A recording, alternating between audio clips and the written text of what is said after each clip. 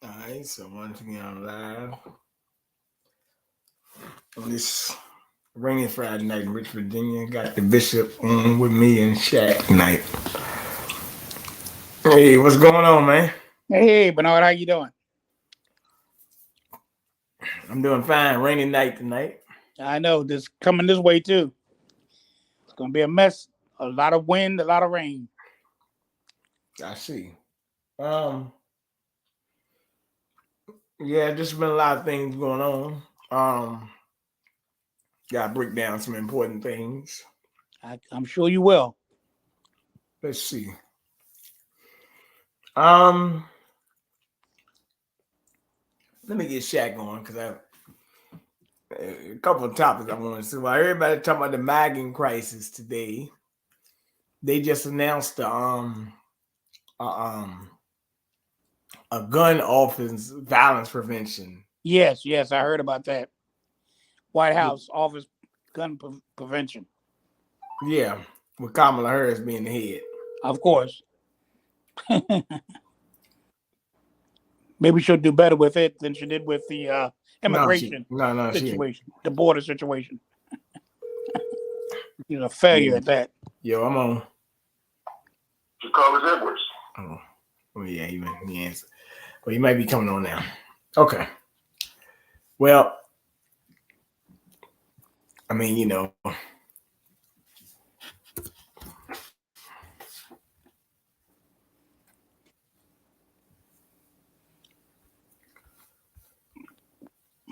let's see. Oh man, put a wrong link.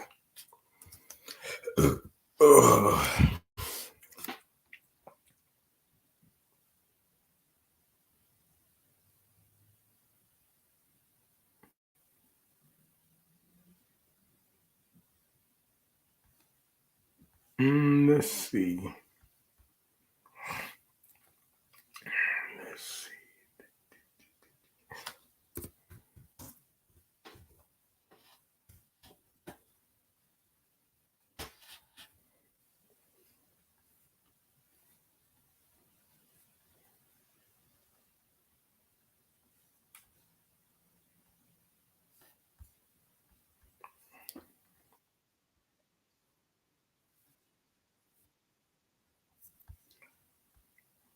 Yeah.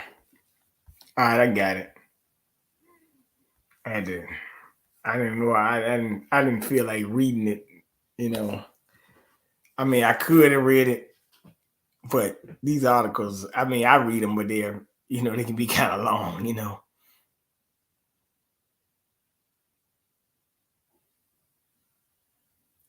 How long is this video right here?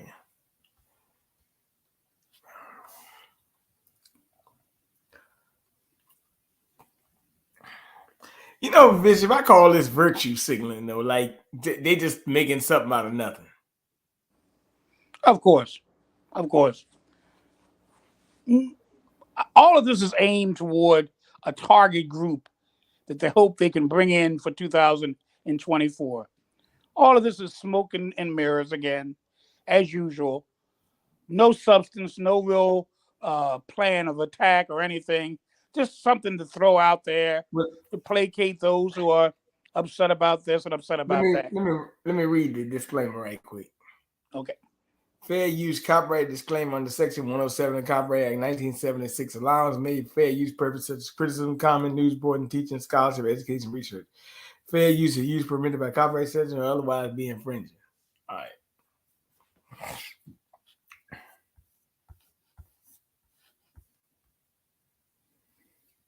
And Shaq is not on yet, but I'll have to just go ahead with it. Creation of a first ever White House Office of Gun Violence Prevention, the first office in our history.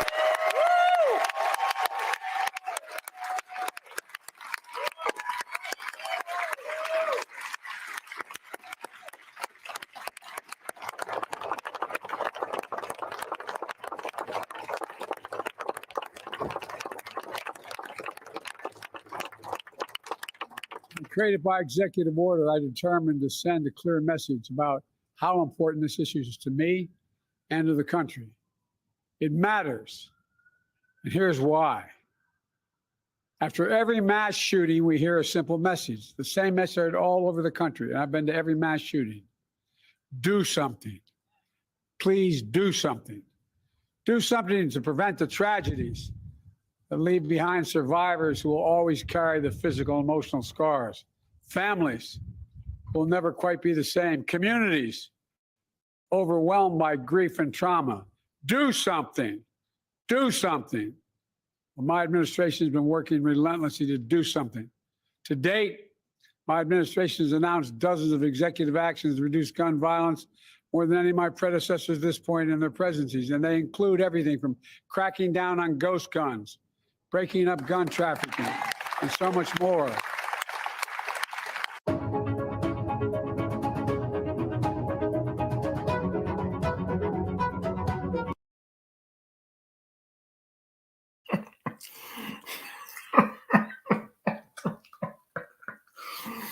All right, Bishop. That was so much BS. All right, let me say something. All right, Bishop. Hold it. He told you he been to every mass shooting, right? That's what he said. Now, people get shot and killed every day, right? So unless you can be like abracadabra and be everywhere at a time, ain't no way you've been to every one of them. So what are you talking about? I mean, it's just like, well, he's playing with it like he did. He was the one who fought in the civil rights movement, one of the great crusaders. He's the one who helped free Nelson Mandela out of South Africa. He's the one that went to was a top student, cum laude of University of Delaware. He's the one that, and the list goes on and on and on, of his fables, his legendary tales. He reminds me of some of those the Grimm brothers. Do people like lies? They like to. I think they like fairy tales. I know I used to like Hansel and Gretel and Jack and Jill and all them people, Snow White and the Seven Dwarfs. I liked all that stuff when I was growing up, and I guess he likes to give you little fairy tales, little stories of heroism and bravery. He wants to shoot at you, and if you want to believe it, you believe it. Like people believe in Santa Claus. You want to believe it, believe it. And he gets people that are gullible enough to believe it. Then he gets those people like that was out there that day that the speech you just gave, who are hand-picked folk that are told when to applaud, when to cheer, when to say yay. I got a question. Yeah. Got a good question. You see all the people in the Rose Garden? Uh-huh.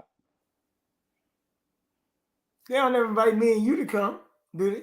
Oh, never. No, never.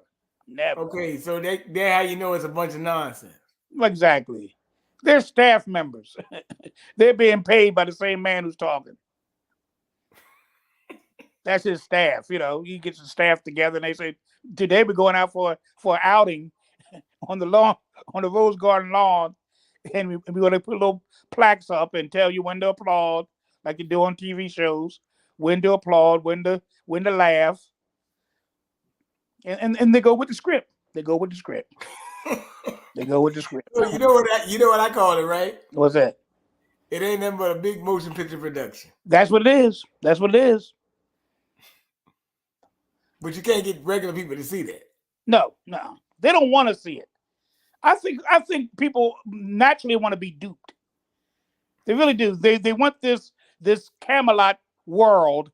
Remember during the presidency of Kennedy, Camelot, this idea of this young, virile president and his beautiful wife and the little children, and this is how America should look, and this is what America should be, and all of this, and people fall for the okie doke. I got something to say about this. This is one big thing. I take that back. You can get regular people to see it, but let me tell you, the people that it's hard to see it. And believe it or not, this is a sad thing. This is why I always say, education means nothing to me, not per se. And I'm not saying that, it's a bad thing, but I'm saying if you educated and got PhDs, masters, bachelors, and you can't see through this game, then really, to tell you the truth, what you did good on paper shows you complete tasks. But if you can't see this game they running, you might well turn that thing out again and get some real knowledge. I agree. Because there ain't no way you can tell that this ain't no scripted production. I mean, it's so obvious. Even the way the man himself talks, he's reading from some kind of cue card. This is not him. My mother always says she's 93 years old. She's seen presidents all the way back to before Franklin Roosevelt. Okay, so you're not talking about somebody that's been around a short time. She says, every time she sees Biden, it reminds me of a robot. She says, every time I see him, he looks like a robot. He marches almost as though he's a zombie. And in some ways, I think he is a robot. They've programmed him to say what he says. They program him to do what he does. And he's nothing more than just that, a robot. You want to know something, Bishop? Yes, sir. I was reading this article earlier about this Michigan. I think she was attorney general or something. Anyway, she was the one that charged these people they claim were fake electors or something like that. That's even nonsense because it's not fake electors. It's a dueling slate of electors. That's what it's actually called. That's what it is. That's a bunch of nonsense too. Right. That's actually in the Constitution, by the way. But look, check this out. She said that I think she charged 16 people in Michigan. But she said the reason why she charged them, one of the reasons she said it's hard to brainwash people who believe what they believe, right? Right. Now check this out. Listen. The word brainwash, right? She trying to say they programmed, but no, they don't want to listen to you, right? Mm-hmm. So notice they always call you conspiracy theories. They brainwash it. But wait a minute. What you just said, Biden is robotic. He seemed like he the one that's in the echo chamber. He does. Look how he walks when he walks. Look how he talks when he talks. And when he goes off script, he fumbles and jumbles and doesn't know what he's talking about. He forgets things. He can't even recite the preamble to the Constitution without fumbling and jumbling. When he gets off script, you can always tell when he's on script when he's to the point. When he's not, he messes up. You got Shaq on there. Hey, what's up, Shaq? Good evening. Shaq, you home? You there?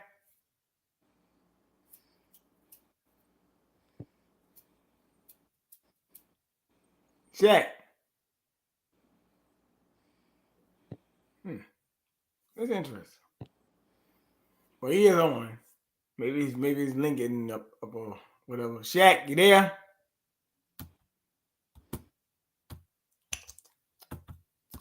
Well, nevertheless, let me say, yeah, he's all scripted. He's actually very, very, thing. But nevertheless, that's all fine and dandy. Let me play another clip of it. President Biden has announced a new federal initiative to fight gun violence plaguing the country. Local leaders, including Mayor Brandon Johnson and Cook County Board President Tony Preckwinkle, attended that announcement at the White House today. Jewel Hillary joins us with more. I've been in Lourdes. So earlier this afternoon, the president announced the White House's new Office of Gun Violence Prevention. As you mentioned, several of our local leaders were there for the president's remarks. There were also several young people in the crowd who have been working relentlessly to see more gun violence prevention measures unfold on a federal level.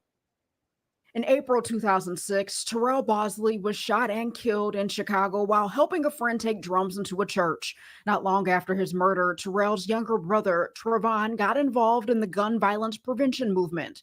Today, the March for Our Lives leader, who also works with St. Sabina's Brave Youth Leaders, was among many young people invited to the White House to celebrate a new initiative to reduce gun violence. It's just so important that gun violence is finally being put on the forefront of the nation's conscience.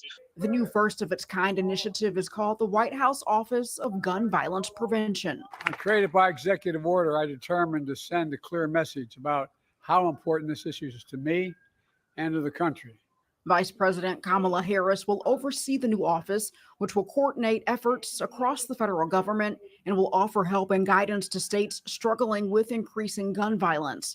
It comes a little more than a year after President Biden signed the bipartisan Safer Communities Act, the most sweeping gun violence prevention legislation in decades, which seemed unimaginable until a series of mass shootings. It's a false choice to suggest you either have to choose between supporting the Second Amendment or passing reasonable gun safety laws. That's a false choice. According to the Associated Press, firearms are the #1 killer of children in the U.S. And so far this year, more than 200 children younger than 11 have died by guns, and more than 1,000 between the ages of 12 and 17 have died.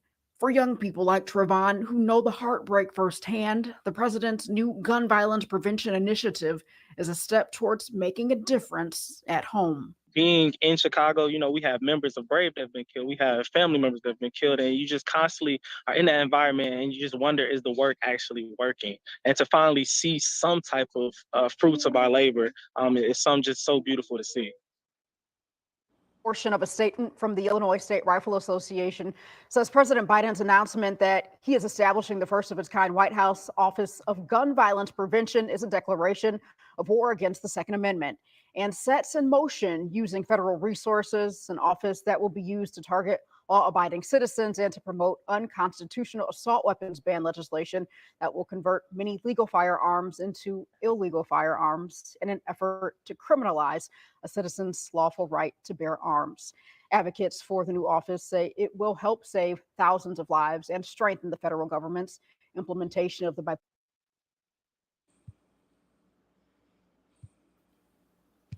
All right. What do y'all think about that? Chak.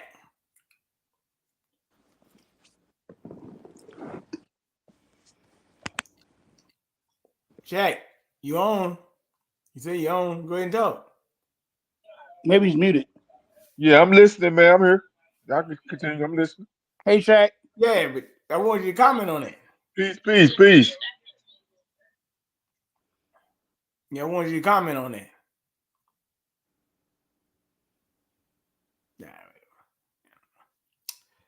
Well, anyway, Bishop, we got the thing going on. So he got them groups speaking. So basically, he got the White House Gun Prevention Act or whatever they trying to pass. My thing is these guys talking. Don't let them use you as a prop, because actually, at the end, it was the most important part of the video where they said they preventing gun violence prevention. That's what they trying to attack the Second Amendment. That's really all it's about. Let's face it. No, don't be shy. Let's face it, what they're trying to do. That's all. They are. That's what they are trying to do. And they're trying to do it in a way. Once again, I mean, we are a people that are, I don't know whether we have insecurities or what, but it looks like their approach with the American people, and particularly African Americans, is always one of fear and putting a sense of alarm, and you better watch out, the boogeyman's out there to get you, and you can't walk the streets, and you can't do this, and you can't stay in your house, and if you watch the wrong channel, I mean, it's just so much fear that's being promoted, fear that's being placed on the people. If you vote wrong, you vote for this party over that party, you better watch out, because now your freedoms will be gone. If you do this instead of that, you better watch out, because something's going to happen. This doomsday, this apocalyptic approach to government, that everything is out to get you, except for us. We're out to save you, and everybody else is out to get you. And I'm going to tell you the truth, it's very effective. That's what Nazi Germany did. That's what Hitler did. I mean, we're in this state now because the Jews. That's why we lost World War I. We're in this state now. We're in the Depression because of the Jews. They're money makers and they're money lenders and they're all this. And if it wasn't for them, we'd be in a better state. You get the people afraid and looking at you as their savior. It's just a savior mentality. You're the evil one, and I'm your savior. So if you want to be saved from the evil, the boogeyman, the goblin, the monster, you better align yourself with us, because we're here to save you. They call it a God complex. There you go. Exactly. That's what it is. Hey, Shaq, what you In my think? mind, in my mind, it's a demagogue complex. Demagogue. That's all it is. You're exactly right. That's what it is. I'm God. I'm your savior. I'm the Messiah. Everybody else is the devil and the Satan and corrupt, and even Christianity itself. They attack evangelical Christians. Anybody that's contrary to what you are promoting, has a contrary view, has a contrary idea, they're bad. They're wrong for you. We're the only one that has the answer. And you better be careful of people that think they're the only ones that have the answer, because they're dangerous. There's no wiggle room. There's no option. You have no options. I'm the only option you have. Without me, you're doomed. Without me, there's no hope. Without me, somebody's going to run into your house and shoot your child. Without me, this is going to happen to you. Without me, that's going to happen to you. LGBT community, you're going to be doomed without me. Latinos and immigrants, you're going to be doomed without me. So you have to align yourself with me and mine in order to be saved. Oh, let me bring this up. Shaq, what you got?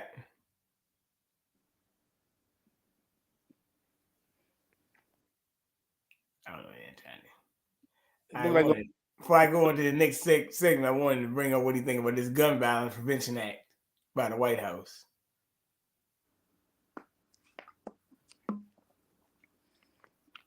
I don't know if you're on mute or whatever, but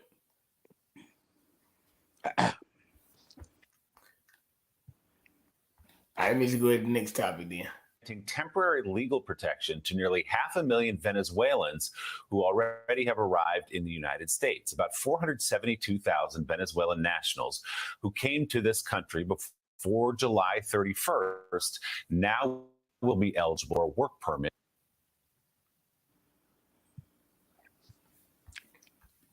Hey, Bishop, let me say this. Anything you hear in here, you just say comment, I want to break this down. So that way we can attack the video in segments that way into the end. Get me? Okay, I got you. Permit for 18 months. Democratic-controlled states and cities have been putting pressure on the White House to do more about the migrant crisis as their shelter systems are overwhelmed with new arrivals. Meanwhile, officials are reporting a surge in migrant crossings at the southern border, as we were discussing earlier. Mexico's president says about 142,000 people tried to enter the U.S. illegally in the first half of this month alone. That's on pace to hit a record high for the month. Now, the White House is deploying 800 troops to help control the crossings. Joining us now, Democratic Governor of New York, Kathy Hochul, who spoke to President Biden about the issue this week. Governor, good morning. It's good to have you with us. Let's begin with the new work permits. Nearly 500,000, as I said, Venezuelan nationals now will be allowed to work. That is good news for you. Why? How do you explain that? Is it because now that they can go out and support themselves rather than being on government shelters and support? That's exactly what it is. I have been advocating for this since the summer of 2022, directly with the president in the White House, joined by Mayor Adams, Majority Leader Schumer, Senator Gillibrand, and our entire delegation of Democrats only. I want to put a caveat. The Democrats have supported this. And here's why. These individuals came here in search of what all of our immigrant parents, grandparents, and great-grandparents came for, and that's a shot at a better life, but it all comes down to whether or not you can work. So we've had this untenable situation where, because of the city's right to shelter agreement, these individuals have been housed at taxpayer cost, but not able to work. So we've been saying, put them to work. We have a crisis right now, a worker shortage crisis in the state of New York. Our state's on fire, but we have over 460,000 empty jobs right now. So we have the ability to connect this, a humanitarian crisis, address that by addressing the opportunity to create work. And then I have employers all over the state of New York, Republicans, Democrats, independent, unaffiliated, who are salivating, happy to get the chance to get workers reopen some of their restaurants and hotels and the resorts and work in nursing homes and to work in hospital kitchens. So there is a demand here, but we also have to be certain that this does not lead to a pull of attracting more people, because our shelters really are at capacity right now. So I'm really grateful to the Biden administration for listening to us. They want to be partners, but what's missing in this equation are Republicans who will get back to Washington, stop talking about shutting down the government, roll up their sleeves and work with the Biden administration for a comprehensive immigration policy that starts at the border, is common sense, and will do this in a more orderly fashion. So, but this is a very good news dynamic for us this week. We were waiting for this, we were hopeful for this, and the president told me this week it would happen. And we should say again, to underline your point, you have to have arrived before July 31st if you are a Venezuelan national. So again, they don't want this to be an invitation for more people to come because of it. You touched on this a bit, Governor. We saw some numbers on the screen while you were talking, but you are in the state of New York and in the city of New York at a crisis point, a breaking point. And we have heard the frustration from New York City Mayor Eric Adams, at President Biden himself, at this administration, at you oftentimes, because he wants to move some of those migrants upstate. How do you describe the depth of the crisis in New York and in other places across the country? Well, it's not being distributed fairly. We should have a decompression border either in Mexico or right across the border, where decisions are based on where there's capacity, where there's space. There are many cities, many states that are not housing any of these migrants. But because New York City has had this pull, this 40-year-old right to shelter, people have come to New York City. And that's another area the mayor and I need to look at this together. And we are looking at it and trying to figure out a way that we can say this was intended to help homeless people stay off the streets, help families, but it was never intended to be an unlimited universal right and obligation to shelter the entire world. And that's the way it's been interpreted. So once that gets fixed, as well as this opportunity to get the Venezuelans to work, it should take a lot of pressure off, but we really need to stop the incoming. We're still seeing about 3,000 a week. That's absolutely unsustainable. We're working so hard, spending millions of dollars, state dollars, to build shelters to house 3,000 here, 2,000 here, 1,000 here. It's still not enough. So the word has to get out that New York has always been that place of welcoming immigrants. All of us came from somewhere, our parents did, grandparents, but there is a limit to who we can house at this time, and we need the rest of the country to step up. But most importantly, it starts at the border with enforcement, and it also has to start in Washington with common sense immigration reform, which I know we're capable of.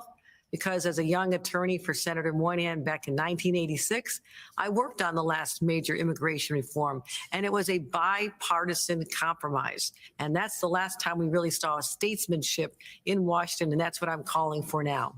Governor Donnie Deutsch, nice to talk to you. We were talking in the earlier hour that the real hot button issue that the Democrats are going to face, that Biden's going to face, and you're going to face when you come up for re-election is this migrant issue. And it is at a crisis point, what Willie said.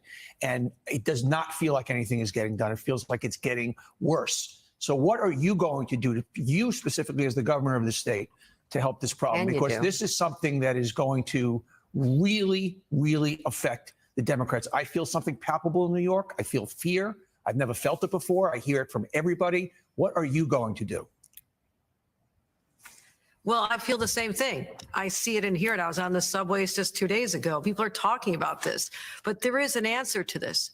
As I mentioned, it's twofold. One is more enforcement at the border, because people are coming here illegally, and even just saying they're here seeking asylum without any real basis for that, it'll take 5 to 7 years to determine whether or not someone is here legally through asylum.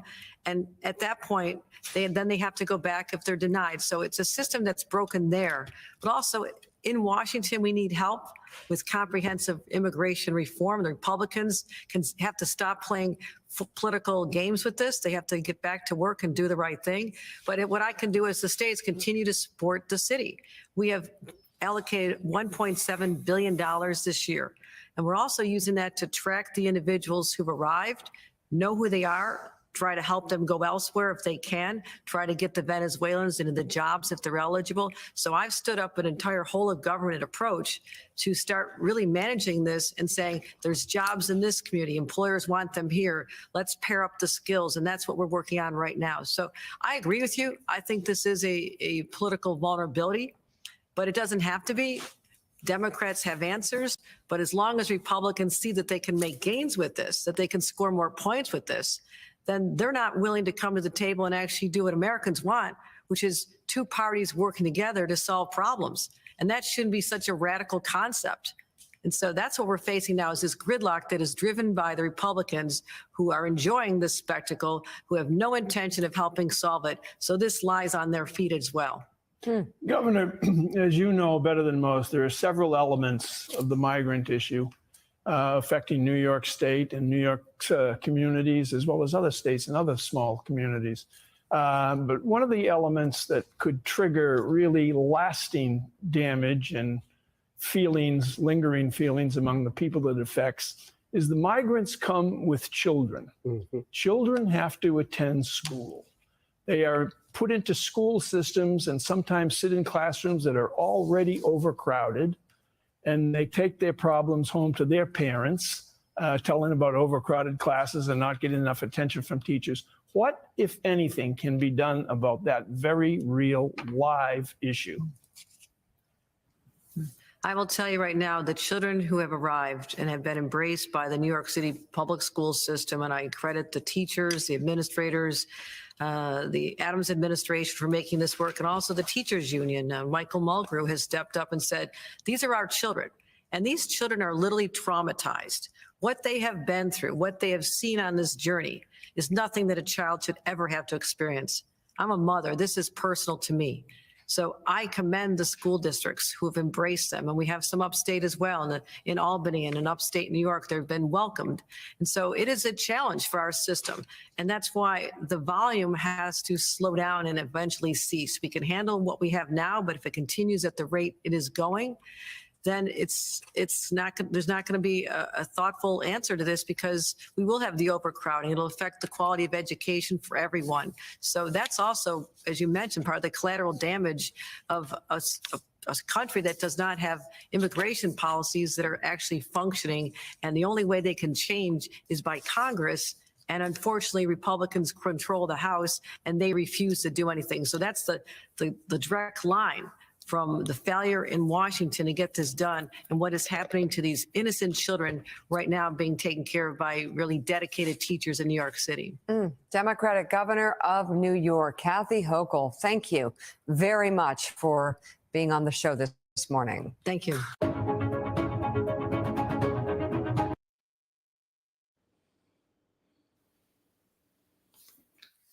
All right, Bishop, what's up? What do you think?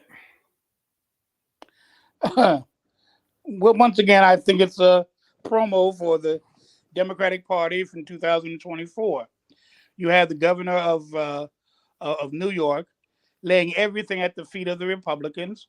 And I know they have their part. I know there's politics being played there. I understand that between the conservatives and the more liberal and the more moderate Republicans. There's a power play there. But all in all, it's to me, it's hypocritical for any Democrat or anybody really, if either party, to lay everything at the feet of the other. Everybody's playing politics. Even the governor here, in her comments, it's really a political game. She once again, as I said before, putting the fear, everything at the Republicans' feet. You know, the immigrants are going to be mistreated, and children, poor little children, my poor babies coming on from Mexico and Venezuela and Nicaragua and Costa Rica. And oh my God, we got to do something to help the babies. And the Republicans don't care about them little brown babies. So we got to do something to help the babies. Once again, put the fear into the hearts of man, and man will conform and march to any beat that's being played. All right. Chak, what do you think? Poor little babies. I think it's malarkey. Okay. I think we're getting played, and it's obvious right now. We running on a rogue government, yo. It's left up to the people, man, to start making our own decisions because the government obviously they don't give a damn about the Americans. They're putting the Well, immigrants' rights and you're right. You're right. They don't care about the Americans. You know why? Because while all this was going on, just today at the White House, they had a celebration for Biden announcing Kamala Harris to be his gun czar. And they say they got a gun violence prevention program by executive order by the White House, basically. And they say that they're going to help with gun safety. So they had all these gun groups there that was against gun violence, and they had them at the White House. And Kamala Harris can be the guns. Basically, she gonna take control of the gun stuff. Basically, they going after they just going after Second Amendment. Let's put it like that. man, they can get their ass up out of here. They gonna get their ass booted up out of America with that dumb stuff. You know what I'm saying? Ain't nobody going for that, dude. They can try to push that. Ain't nobody going for that. You know, let me just say this, and we're talking about the other thing. We're talking about the shutdown and all that type of thing. You know, that's pending. Once again, I mean, we are a country has gone crazy. The same country that says we can't afford to do this and can't afford to do that, and we're about ready to shut down the government. So the people that need it, Americans that need aid and assistance, will now be in jeopardy of having that aid be pushed back or even pushed down. And then you can send $24 billion to Ukraine again. What is wrong with us? You have people out here that are in the streets. You have people, this government's about ready to close up and close shop. And you still can find the money somehow, somewhere, to send $24 billion more dollars. Keep in mind, we're almost talking about $600 billion. We're almost talking about $1 trillion. You're talking about $1 trillion that we're going to send to this country. Then you have the immigrants. I saw a picture today, over and over again. Immigrants walking casually, no impeding it, no stopping them, just walking from one end of one country to another country, to our country, just walking, swimming. A little baby died en route, and we don't do nothing about that. You're going to have thousands of more people draining our system. The system is about ready to shut down. But we're still able to find somewhere in the system $24 billion to send to Ukraine. What is happening to America? And what is happening to Americans who say nothing about nothing and do nothing, even less than say nothing? We do absolutely nothing to say enough's enough.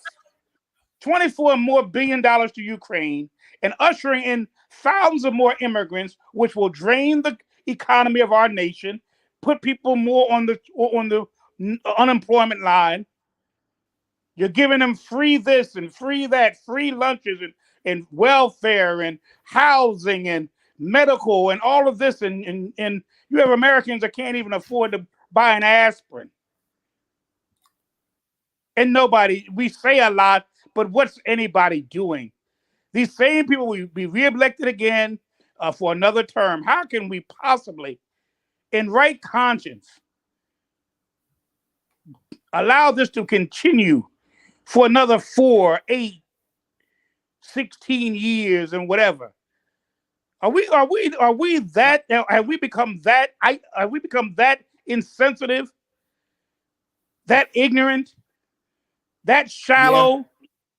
That we can allow people to walk over the borders, take our jobs. We'll get ready to shut down the government. People on welfare, people on Social Security, other government benefits and programs are about ready to be on hold.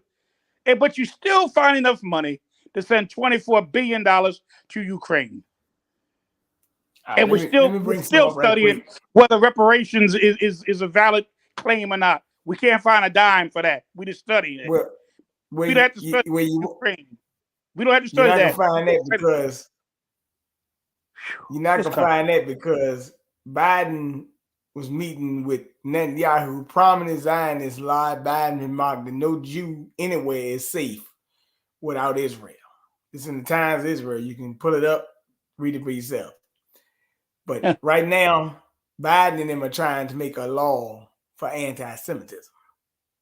Okay. My God. And they also had a Zelensky come over here telling them, but McCarthy told Zelensky, you can't speak before the Congress. And some Democrats got upset about it. But Zelensky's telling them, hey, man, y'all need to give up more money for Ukraine. So Rita McCain in the United States of Ukraine. I'm not. So just put it out there. But Zelensky was here because they spoke for the UN. They talked about climate change and everything else. So that's what they were doing. They spoke at the UN up there in New York. So nevertheless, prominent Zionist Lord Biden remarked that no Jew anywhere is safe without Israel. What are you saying, Biden? Oh, are we safe? No, but they'll say that. They say no Jew anywhere was safe without Israel. But hey, Shaq, let me ask you a question, man. What do you think about this, man? There seem to be a lot of protections for Jewish people lately. You see that? Are they above reproach? They've always been Jewish protection. My God, Jews are, oh man, they're the most protected group in the country, really, right now. You say something about a Jewish person, you'll lose your job, your reputation, your home, and everything. You'll lose your firstborn baby. If you talk about a Jew, they'll take your firstborn child away from you. Come on now.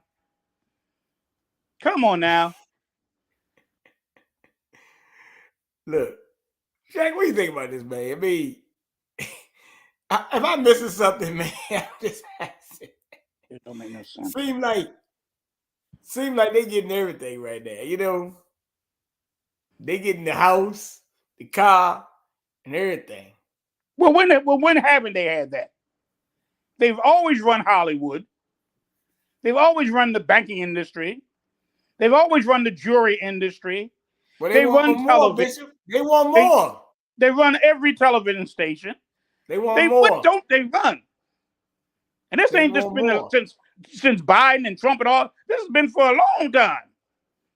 Look at Paramount. Who runs Paramount? They want more. They want it all. That's the most powerful lobby group in this nation right now.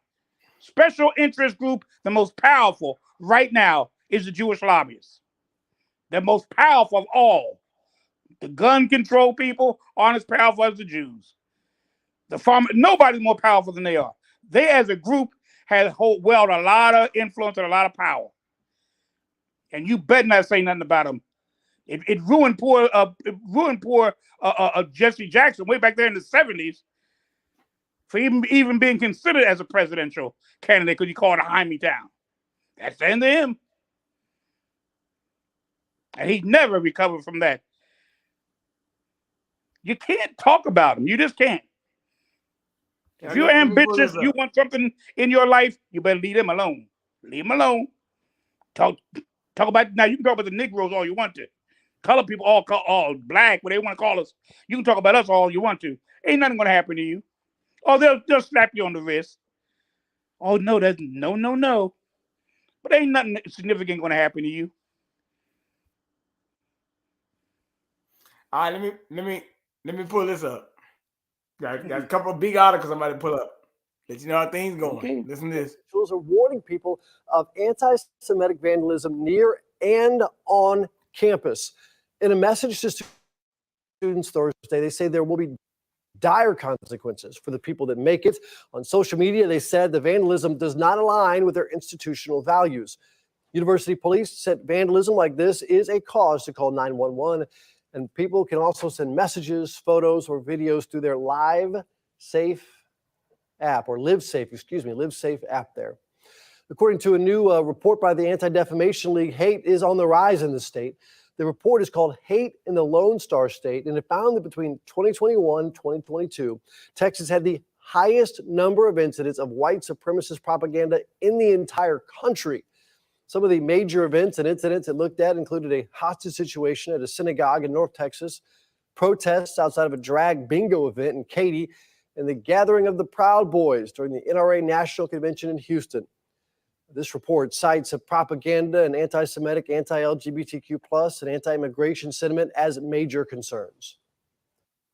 So we are seeing these numbers increase, whether they're harassment or actual violence against all these groups. And we're also seeing an increase in hate online and on social media platforms. As for solutions, Anti-Defamation League leaders say policymakers in Texas need to work together to come up with a plan to combat this. The group is also recommending hate crime training. Now, Bishop, Chak, you there? Because you in Texas, I wanted to bring that up. Chak. Yeah, what's good with it? Yeah, that clip I just showed, they just said that Texas is the #1 state for hate crime, not hate crime, for white supremacist propaganda, anti-Semitism, so forth and the like. Anti-immigration, LGBTQ and all that. What do you think about that, man? I mean, I don't know. It's the anti. I don't know. They say since That's new to me. 2021 to 2022, there's been a rise of white supremacist propaganda in Texas. Where did they have any Pacific cities, towns? They said the Where? NRA convention. Okay. North Texas was another one, something with a synagogue and so forth and the like. Well, they definitely know more information than me. I mean, I ain't saying it ain't, because this is a big state. There's a lot of, a lot of stuff in the area. I know out west, it might be more, Well, let's put it like more, all racial this or prejudice out that way. All right. Well, let's put it this way. All this stuff about anti-Semitism, blah, blah, blah. Man, look, Bishop, I'm going to say it again. You ain't special, goddammit. Welcome to the goddamn club and shut the hell up. Okay? I mean, to me, if you can't criticize a country without you being that you're anti-Semitic because you criticize Israel, you can't criticize the Defamation League. You're this. You can't criticize a rabbi. You're that. You can't criticize a synagogue. You're this. You can't criticize Hollywood's leadership and its moguls who are mostly Jewish. You're anti-Semitic. You mean to tell me that I can't even criticize someone who's wrong without you bringing up a racial, or really it's not even a race, it's an ethnic group, your ethnicity. But now I'm anti this, I'm anti that. And we've argued before about, are these people that are considered Jews, are they really Semites? They call themselves Azate Jews, but that was a son of not Shem, but of Japheth, which was the white person. The white son of Noah, if you want to get biblical about it. He's not part of Shem's group. He was part of Japheth's family. Look at that Bible. Look at your Bible, your own Torah, Jewish brothers and sisters. Look at your own Torah. It'll show you who the Zaza Jews are, what they call those Jews. That name was associated with Japheth, one of his children, not one of Shem's children, which is the father of the Semites. But nobody knows, so people don't read nothing, so they believe anything. Let me bring now. Look, I want to bring this up because this is gonna be the real hate. Chak, get ready. I got two big topics to cover. I got one about a robot that's gonna be patrolling the subway in New York, and the other one about this auto worker strike. Now Trump going to talk to these auto workers if he hadn't already has it. Union, because these auto workers are mad at Ford, Stellantis, and GM about this strike. You know they're still on strike, right? You know that, right? Yeah. Okay. I was going to talk about that the other day, but we didn't have time. You can talk about it tonight because I'm going to bring it up. First of all, I'm be fine, too confident. I don't need your compliment. You killed this. I understood the assignment. I understood the assignment. Whoa, what's You going might on? see something strange Oh. roaming around the subway pretty soon. Yeah, New York City is now turning to robots to help patrol the Times Square subway station. Each bot is equipped with cameras to send live video and other intelligence back to the police department. It's in technology grand. Here's Eyewitness News reporter NJ Burkett. The newest member of the NYPD weighs 400 pounds, gets paid $9 an hour, and works midnights without a single complaint. And transit commanders couldn't be happier. Welcome to New York City, K5, and welcome to the NYPD. K5 is a robot that will patrol the Times Square subway station in the overnight hours, equipped with multiple cameras and two-way communication, intended to deter crime and to capture crimes in progress, and equipped with a panic button that riders can use to alert patrol officers. We are taking an expansive camera network in the subway system and adding to it, supplementing to it, if you will, and adding a series of cameras that not only moves, but a device that can connect subway riders to immediate assistance if the need arises. The number of daily subway riders now tops 4 million, the highest number since the pandemic. Crime underground is trending lower, but the number of violent assaults is still more than 50% higher than it was just 4 years ago. I'm ready for my close-up. The NYPD is ramping up its use of robotics, from dogs to drones to tracking devices. This call may be recorded for your safety. And now, robots. K5 is being leased from Nightscope, its manufacturer. It has facial recognition capabilities and listening devices. But Mayor Adams insists neither will be activated. While I believe it is our duty to utilize state-of-the-art technology advancements to help keep New Yorkers safe, I believe we must do it wisely and not intrusively. K5 will be accompanied by a patrol officer for the first 2 months of a pilot program, mainly to answer questions from curious riders. A solo deployment expected just in time for the holiday tourist season. All right, Shaq, what do you think about K5, new robot to patrol the New York subway? What do you think about that, Shaq? That's interesting, ain't it? Are we going through some dystopian, utopia status up? Dystopian, really, not utopia. Dystopian. Well, I don't know, man. We have to see how this works out. Robots, drones. We got to me, that police officer sound crazy as hell though, because he talking like, welcome. Yeah, welcome. Daggone 10 years from now, you ain't gonna be no police officer. They got robots patrolling you. The robot can be the police chief. He will. Yeah, man. But he needs to stop that. But this is becoming very, very like iRobot, very dystopian. We're gonna watch this. Bishop, what do you think?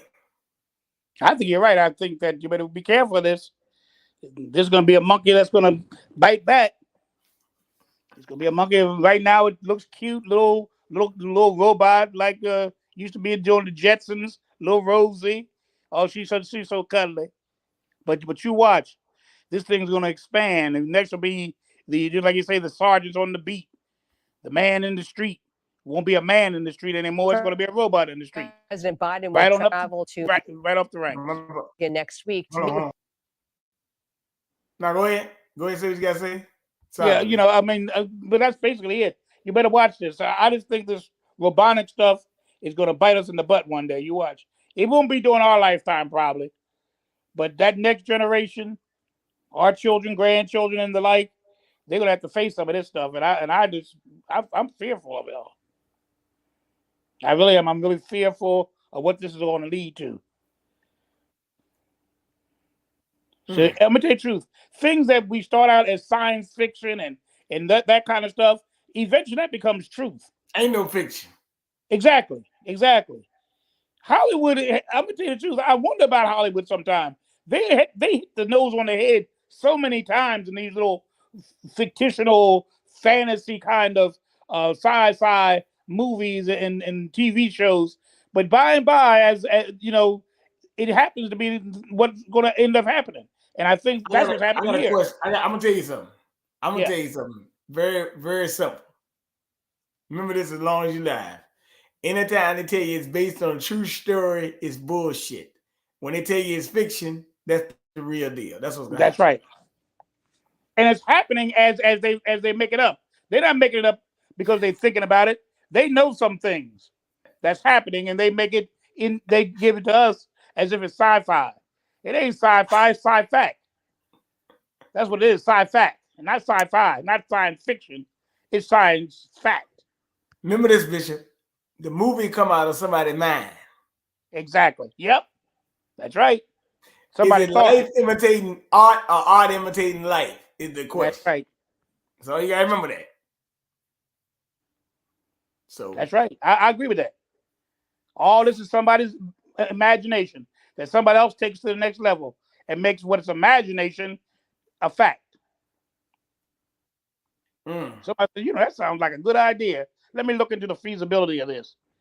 And before you know it, that little can't ever happen becomes it happened so many times we can't even know.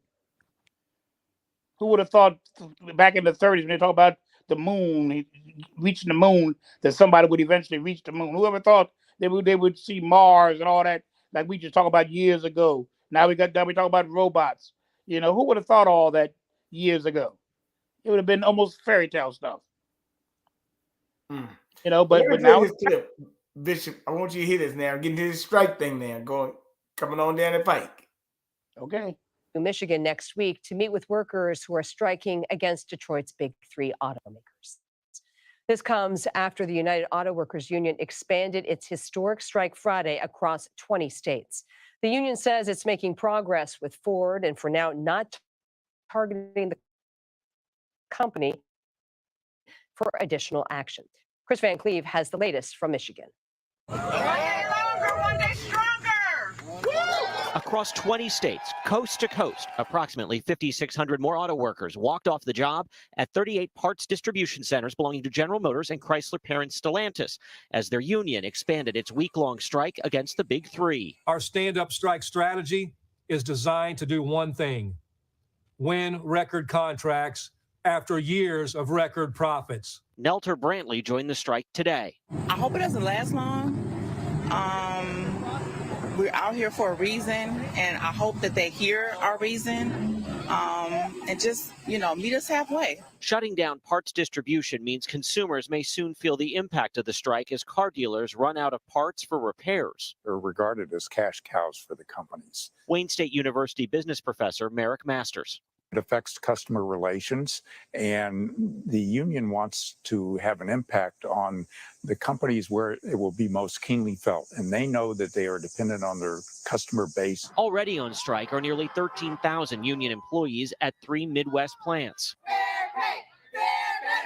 General Motors called the expanded walkout unnecessary and criticized a series of leaked messages obtained by the Detroit News, apparently from a senior UAW official, saying the union aimed to inflict operational chaos, adding, "If we can keep them wounded for months, they don't know what to do, and they're still helpless to stop it." Stellantis tells CBS News it now questions if the UAW ever had an interest in reaching an agreement in a timely manner. And Chris Van Cleve joins us now. Chris, what we're seeing is an escalation by the unions. How is this part of their larger strategy to gain concessions from the automakers? Catherine, good to be with you. This is an effort at maximum leverage. And basically what they're doing is almost a guerrilla warfare style of strike. You're not going to know necessarily what they're going to strike. They might tell you when something's going to happen, but that's about it. Now, they went after parts distribution because it's lucrative and it's going to impact their customer base. It is likely to frustrate their customers when they can't get their vehicles repaired because the dealership has run out of parts. And that will start happening in the coming weeks if this strike stretches on. And Chris, this is not a strategy without risk. Is there a tipping point for the unions where the harm to their members outweighs the potential gains? Well, I think it's important to note that the first people that suffer in a strike are the people who walk off the job. The folks that are picketing out here are now making $500 a week strike pay. For many auto workers, that's a 60% pay cut. They lose a lot of their health benefits.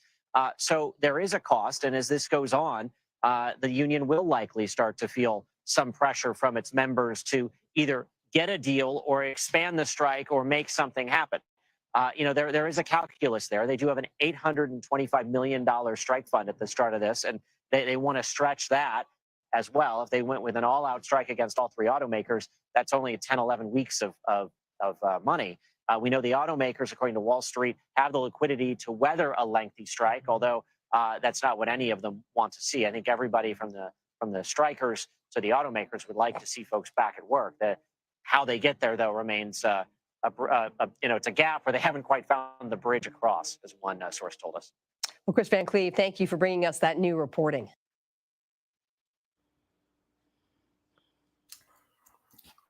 All right, Bishop, what do you think? Well, I mean, once again, it's once again the people versus the power that be. The people versus the power that be, and the power that be has the power to wait things out. You heard the woman. The first thing she says is that it's a hardship already, and they haven't even really begun an aggressive, long-standing strike. They're already feeling the impact of it. Christmas is coming up, holidays are coming up. They're going to need their money for this. They're going to need their money for that. It's like a wait and see. They really test the mantle of these workers. Will they hold out? Will they stay strong? Will they stay united? Today I heard that some more different plants have already joined the strike. So, we're going to have to see. This is going to be a wait and see who wins out. Do the workers finally cave in or at least compromise to the point that they get virtually nothing? Or will they hold out and force the managers and the owners to at least meet them more than halfway? It's going to be interesting. It's going to be interesting. It's going to be interesting, as always.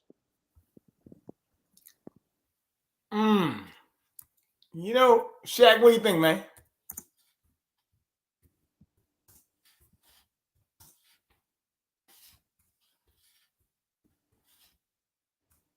Shaq, what should the workers do?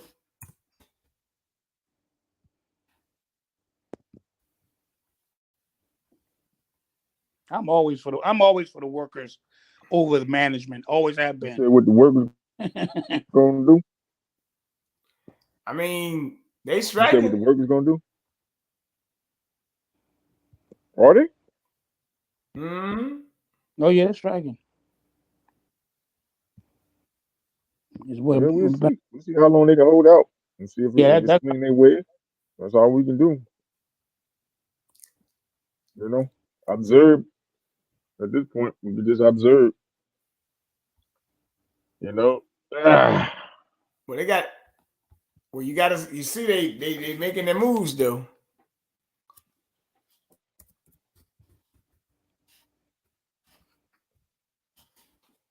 They making their moves and things like that. I think the union just wants. I just think that the owners just want to wait them out. All these these moguls, these automobile moguls, Chrysler, Ford, all of them. I think just want to just wait them out. See how much fortitude they have. They're hoping that the rank and file will cave in and force the leadership of the union to acquiesce and to step back, and they're going to offer them something. We know that the owners will offer them something, but I don't think it's going to be near about what they would like to have.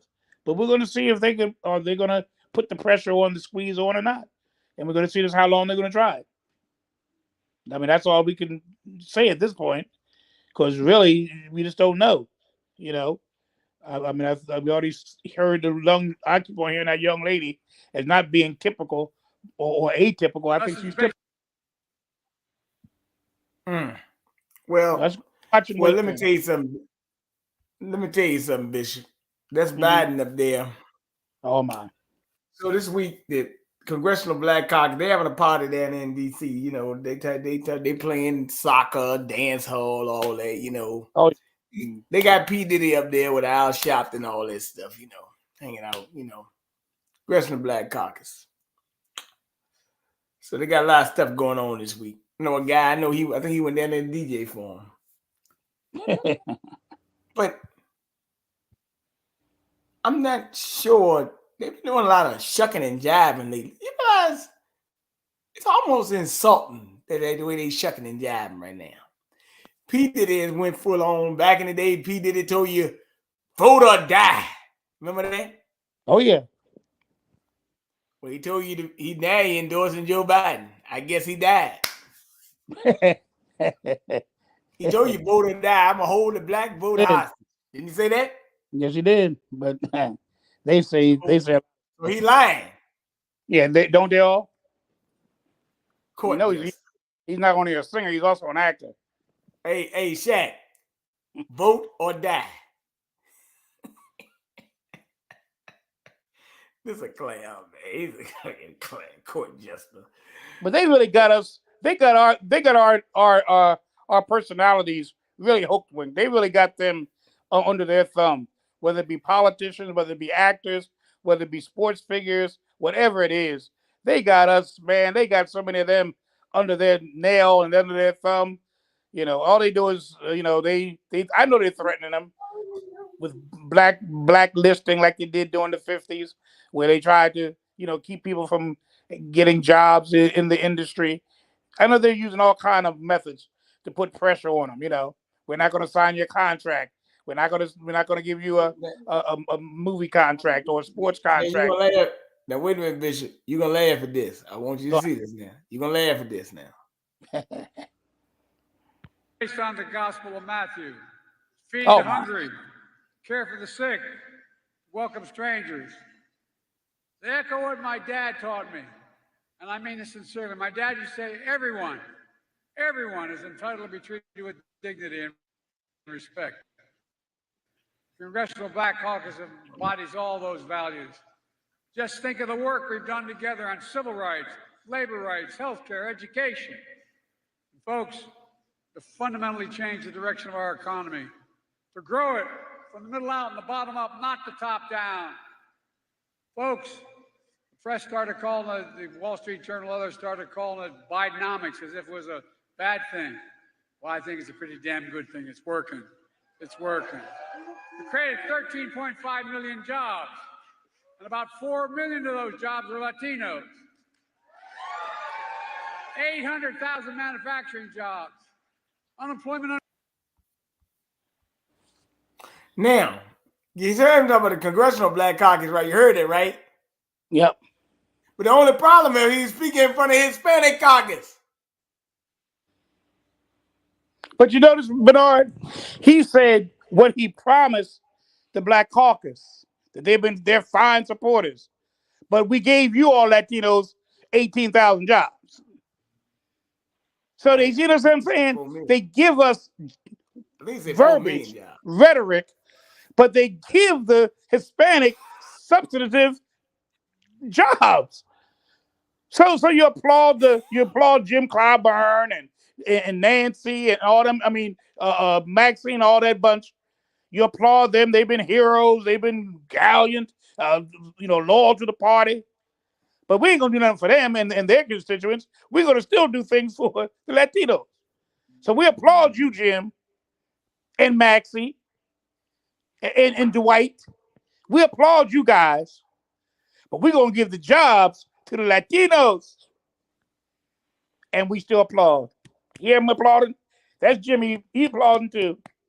We ain't giving your people nothing. We giving the Latinos all the jobs. Jimmy clapping. Well, Maxie's clapping. I heard Maxie's. I know Maxie's clap. I heard it before. Heritage Month. Okay, this is Hispanic Heritage Month. That's why he's talking in front of Latinos. So, and Shaq, it's kind of odd, man, but he mentioned the Congressional Black Caucus. He made a gaffe. He was talking to the wrong crowd. No, he's talking to the right crowd. He mentioned the wrong people. But it go to show you, he just told you we done created 18,000 manufacturing jobs for Latino. He just told you. And all he did was, and all he did, Bernard, was thank the Black Caucus. Thank you, Black Caucus, for allowing me to give 18,000 jobs, not to you all, but to Latinos. It's almost like he's slicker than what you think he is. See, this is a man that's been a racist since his career began in 1972. He's the one that rubbed shoulders with Furbus and George Wallace and Stennis and Thurman. He's their buddy. And he hasn't parted that much of a ways from them. He got a little more sophisticated with it, a little more stylish. But he's telling you right now, thank you guys for allowing me to give the Latinos $18,000, 18,000 jobs. He didn't give us nothing except a thank you. Hey, and we're happy with the thank you. That counts. We're happy with the thank you. See how we are? We're happy with the thank you. Hear all them black folks applauding him. Hey, thank you, Mr. Biden. You ain't done nothing for my people, but thank you. Man, we are something. You are something. Can you imagine him standing before the opposite? He's standing before, let's say, a black crowd, giving all the accolades to the Latinos and give the black, it'll be altogether different. The Latino would be applauding if he said, well, yes, thank you, Jose. You and Juan and Alexandra, you all did a wonderful job, but I gave the $18,000 to the nigga. You think they would applaud him? You think they would have said, good job, Mr. President? One of them would have jumped up and said, or something like that. You dirty dog. But we applaud. We applaud. We're like little seals. Remember seals? You had them applaud. He done told you he ain't giving you nothing, and we applaud. I gave the jobs to 18,000 Latinos, but we applaud. we are the worst people in the world. We applaud because somebody else got the job. Golly. Man, charity. Woo! You ain't kidding, man. This is kind of embarrassing, really. But What I is gotta wrong say, with- hey, man, Shaq, they letting you know who they are. I can't hate on them. Oh, yeah. They letting you know, Shaq. Yeah, you're right about that.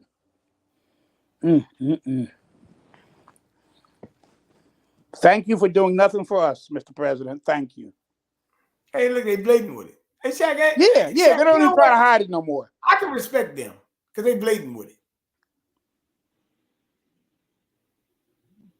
And I'm gonna tell you the truth. The Democrats are getting blatant too. They're getting bold too now. They don't hide their disdain for us.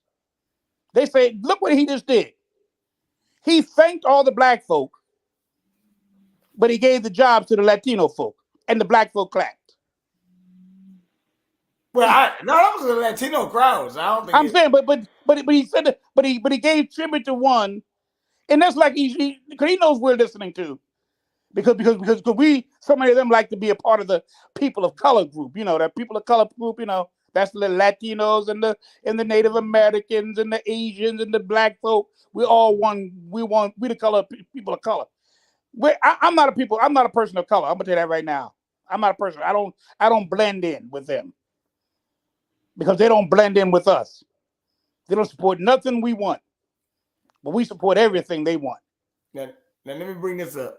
Go Shaq, this for you. Got to bring this up. Listen to what she said. She telling the truth. No, I'm not a poor baby. I'm more reptilian, cold-blooded, and go in to win the election. No, I'm not a poor baby. I'm more reptilian. Reptilian.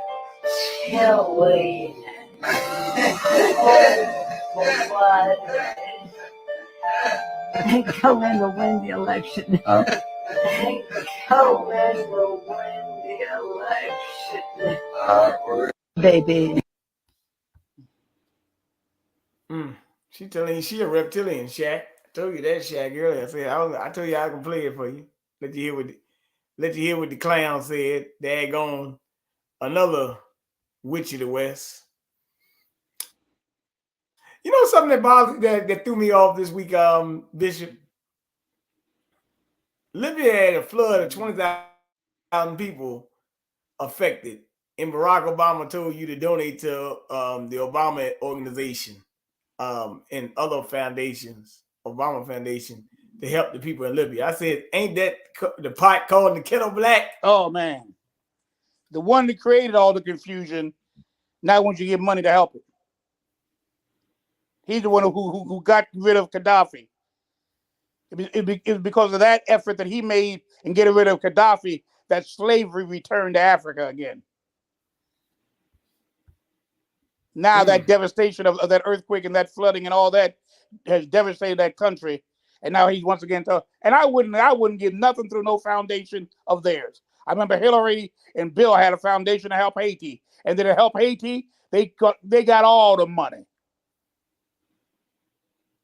They didn't do nothing. I wouldn't if a Clinton or Obama or a Biden have a foundation to help somebody. I wouldn't look twice. Just like with Oprah in The Rock. Give money to the and I was going to play it the other day. What she has. That woman has more property in Maui than the law allows. Yes, she wants to, and I was going to play, and I'm going to play it too. I think I'm going to play it next week. How she actually, none of her property got damaged. Not one of her acres got damaged on that thing. But she's asking you to give money. A billionaire is asking us to give our little bit of sense to her foundation. Her and Rock, both he's almost worth. He's 600 million. What do you think? Oh, Bishop, what do you think about that? Oh, this thing here. Oh, with Cory Booker. Yeah. Definitely thing. Well, that's support of the. Well, he's a big supporter of the LGBT community, and he wants them to know I'm on your side, babies. I'm with you, baby. Well,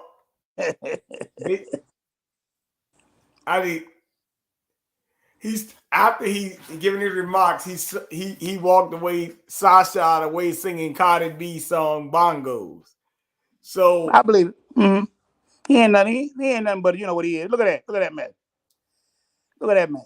This is what democracy looks like, people. Senator Warren said, if we can't express ourselves through booty shorts, then what's the point of free speech? She said, I might wear my traditional Native American headdress tomorrow to show solidarity. And she's still going with that Pocahontas crap.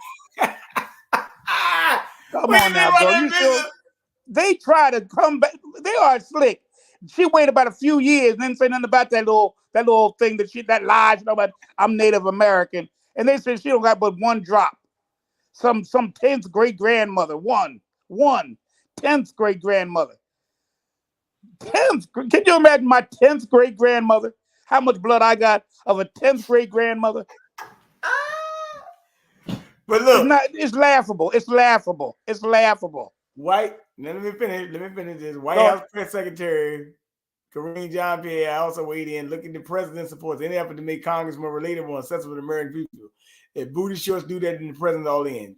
This development comes amid conversations of Senator John Fetterman, who has been showing up to the floor wearing I was going to mention him. Some have claimed that his fashion choice flouts decorum and press standards. Vermont Senator Bernie Sanders declared his support by saying, we're talking about health care, climate change, economic growth, and you worry about shorts.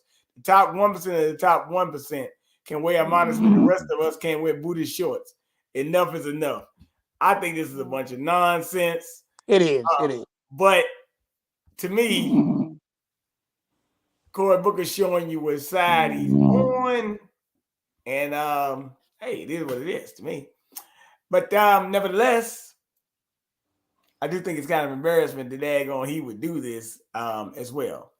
Fetterman, I just look at him like some clone robot, man. You know. I mean, you ever see the man? I saw him the other day. I'm gonna tell you the truth. Even Cory does better than he does in what he wears. He's a senator, and I'm embarrassed. He's one of my senators from Pennsylvania. He looks like a regular old bum off the street. I deal with homeless people look dressed better than he does. I said he's my senator. He looked like a skid row bum that I would walk by. Look like a clone, to be honest with you, man. Oh my God! And he's a giant looking dude, about 9 feet tall, look like Goliath.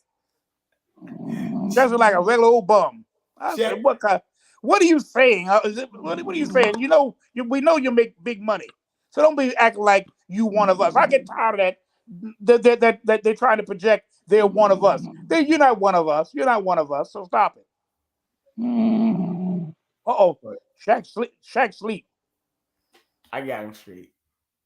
It's all Go good. pull those Shaq. No, it's all good. He sleep. Yeah, he's But tired. He's that long. nonetheless, things happen. It's It, okay. yes, yes, it does. Well, look, I'm gonna give one more topic, and then two more topics, and we get out of here. You know. Okay.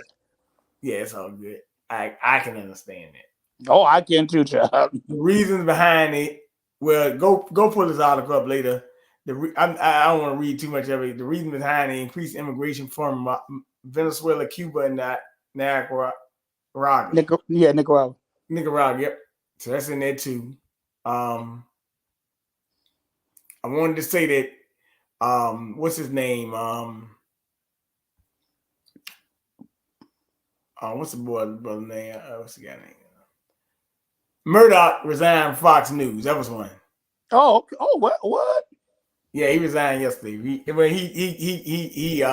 gave it up, so he's not there no more. Oh, that's interesting.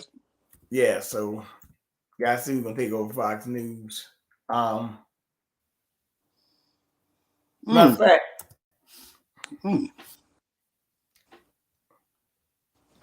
I'll play it for you right quick. Yeah, I would like to hear that. I'm gonna want to hear the logic to this, what he's saying, because that's not the truth. But let's see what he says. We know it's a lie, but let's see what he says.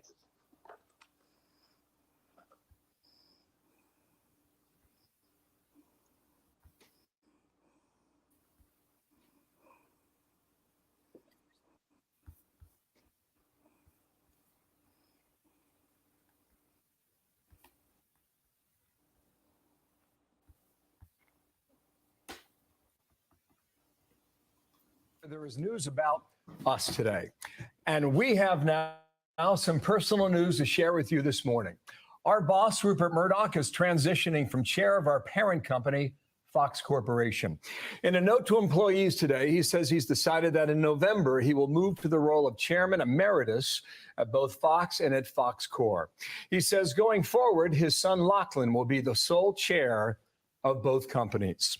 In his note, Rupert Murdoch says for his entire professional life, he's been, quote, engaged daily with news and ideas, and that will not change. And he says he will still be an active member of the Fox community, reaching out with thoughts and ideas and advice as he does every day. He goes on to say, quote, our companies are in robust health, as am I. Our opportunities far exceed our commercial challenges. We have every reason to be optimistic about the coming years. I certainly am, and plan to be here to participate in them. But the battle for the freedom of speech and ultimately the freedom of thought, he continues, has never been more intense. My father firmly believed in freedom, and Lachlan is absolutely committed to the cause, end quote. In a news release today, Lachlan congratulated his father on his 70-year career in media.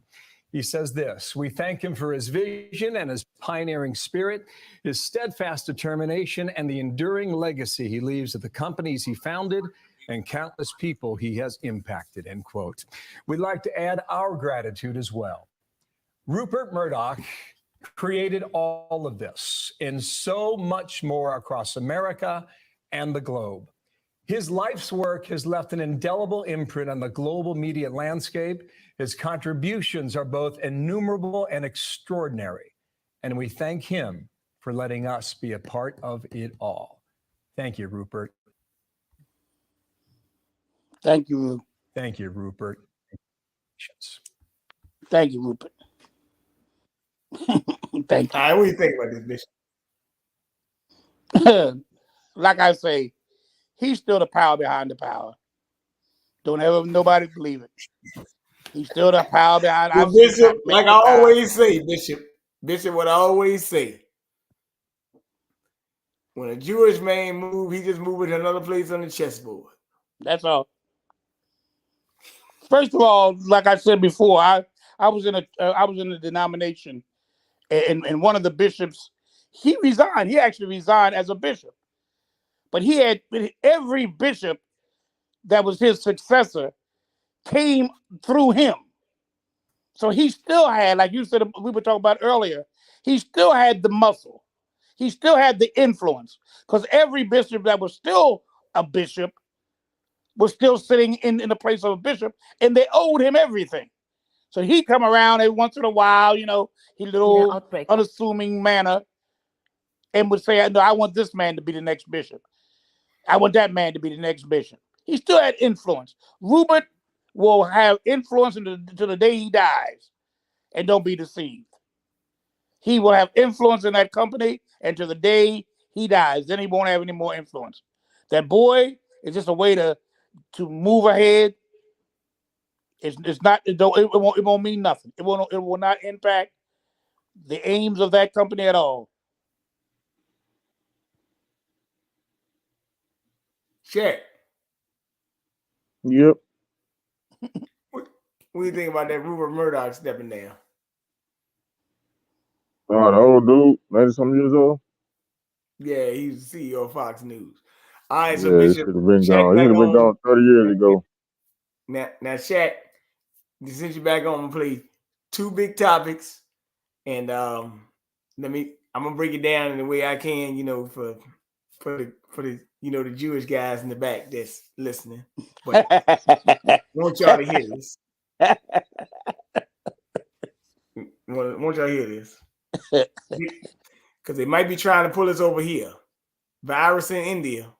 Deadly outbreak virus in India called Nipah virus. Listen of the deadly Nipah virus in the Indian coastal state of Kerala. 5 people who have caught the virus, 2 of whom have died.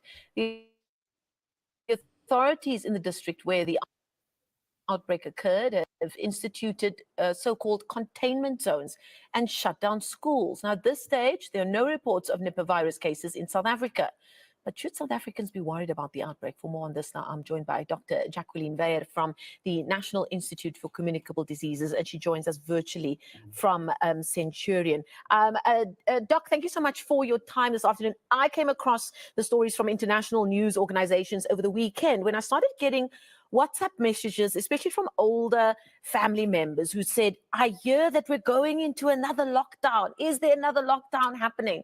And I very quickly had to check the main news resources, and the only thing I came across was the Nipah virus being reported in India. And a lot of it, of course, sounds very familiar: containment zones, people being tested, and the like.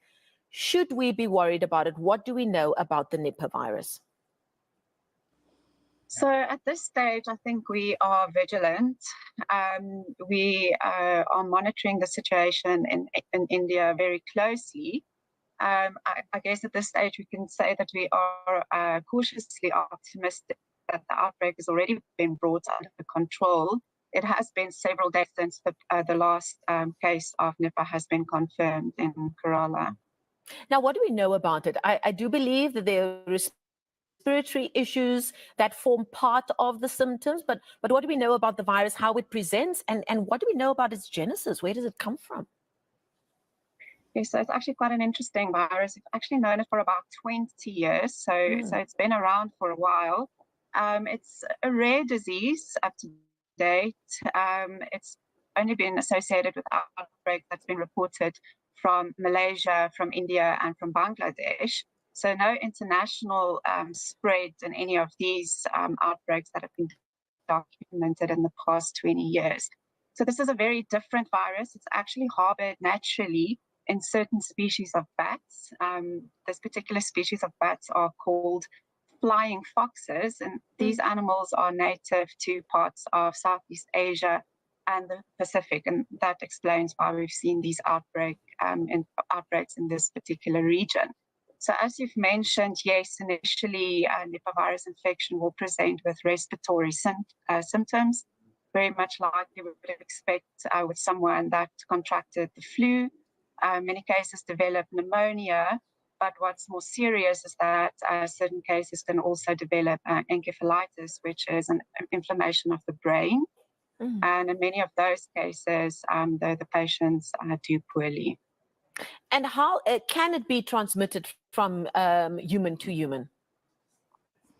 So the main mode of transmission is zoonotic, so that it means it spreads from animals, so those bats that we've been talking about, sometimes some other animals that can get involved in the picture as well. But as soon as the virus ends up in the human population, depending on the strain of Nipah virus that's involved in an outbreak, you can see limited human-to-human transmission. So what we've seen is that cases are usually close contacts. These are caregivers, family members, healthcare workers, and this is due to transmission that requires close contact with bodily fluids of an affected person, for example, blood, urine, respiratory secretions as well. This is not a virus that spreads in the same way as COVID-19. So yes, we do see human-to-human transmission, but it certainly hasn't behaved as jumpy, if you will, as COVID-19. So that be the reason that you say you remain cautiously optimistic.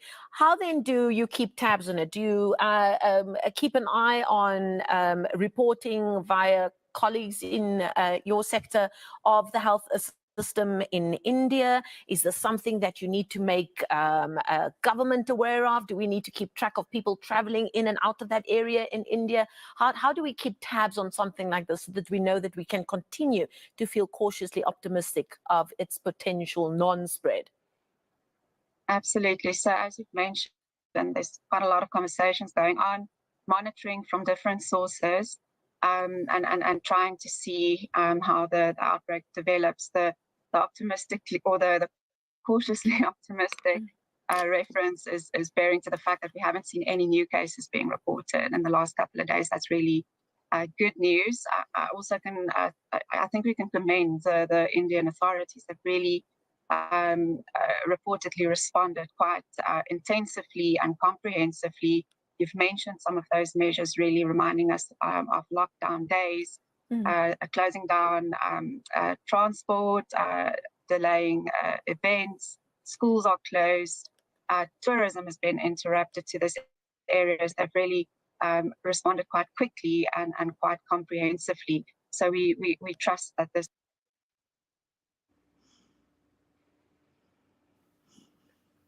All right, so let's break this down in a nutshell. So once again, we got another virus. They say it's in India, but like I always say, could be using as a blueprint here. I will tell you that Biden had a conversation with Modi from India.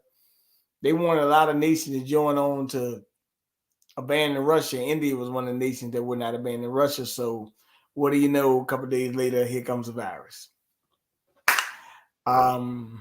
With a 40 to, I think, 70% mortality rate, or was it 50%, one or the other. But it is what it is. Chak, I know you say radiation. It could be bioweapons, germ warfare, whatever. But one way, they're getting really hot and heavy.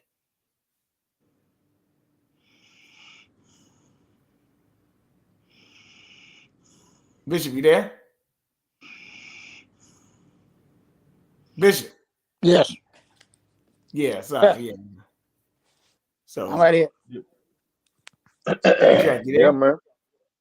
I'm right here. Yeah. So either way, they got something going on in India. So and they just was over here. They just met with Biden not too long ago. It's always in those Asian things. Always coming from Asia. Got the COVID from China. Now you got this other thing in India, and it's just always something.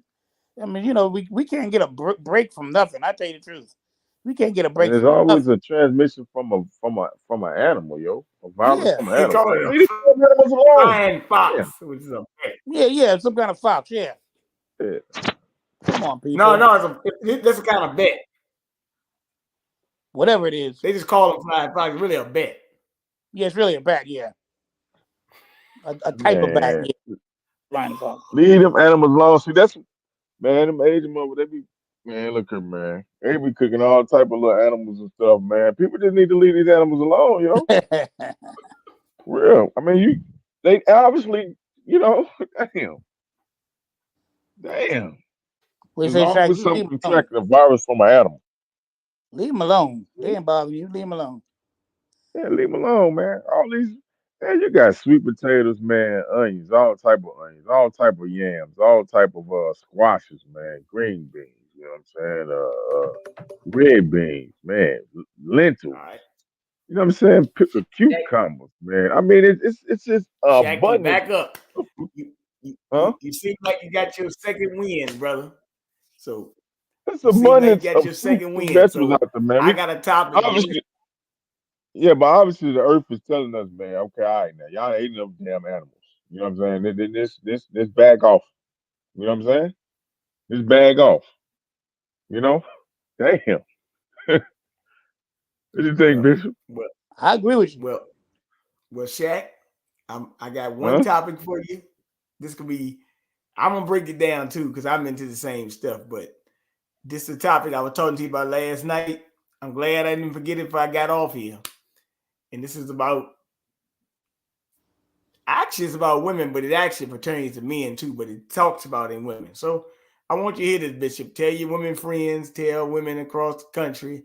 Tell anybody. Bring it up, Bishop. Matter of fact, bring this up on your show. This is a study I found out looking up yesterday. Just simple research, okay? Okay. Very interesting topic here. Shaq, you can comment on this too. Ultra processed foods may increase depression with risk in women, study shows. In today's Health Alert, new research shedding light on the impact diets have on our mental well-being. A recently published study uncovered a link between artificially sweetened ultra-processed foods and an increased risk of depression in women. So here to share the details on this, our chief health editor, Dr. Partha Nandi. And Dr. Nandi, can you tell us how much processed foods these women were eating? Yeah, not good news at all. I know a lot of folks, including so many of my patients, that love those highly processed packaged foods and beverages. They love it. And I understand the appeal, right? They're quick, easy, don't always cost a lot. But this new research to me suggests that if you have too much of these foods, well, you may have a higher chance of becoming depressed. Another reason not to have them. This study included 32,000 women between 42 and 62 years of age. At the start, none of these women had any signs of depression. However, by the end of the study, over 2,100 of them were found to have depression. And after breaking down what they ate, here's what the researchers found: that women who consumed 9 or more servings of these ultra-processed foods per day were about 50% more likely to develop depression compared to those consuming 4 servings or less. That's pretty powerful. But what was even more interesting is that the study found that ultra-processed foods and drinks that contain artificial sweeteners, well, they had a particularly negative effect and showed an even stronger connection to depression. That's also to be important. So why are these foods linked to depression? What's in it that makes this happen? So Glenda, we think that ultra-processed foods have been linked to chronic inflammation. Now, inflammation, right? We need that. It's a natural part of our body's healing process. It helps to protect and heal us when we face injuries, illnesses, toxins, stuff like that. But when you have chronic inflammation, when your Stop right there. Western diet, elevated levels of inflammation. Shaq, don't you always talk about the SAD, the SAD, Standard American Diet?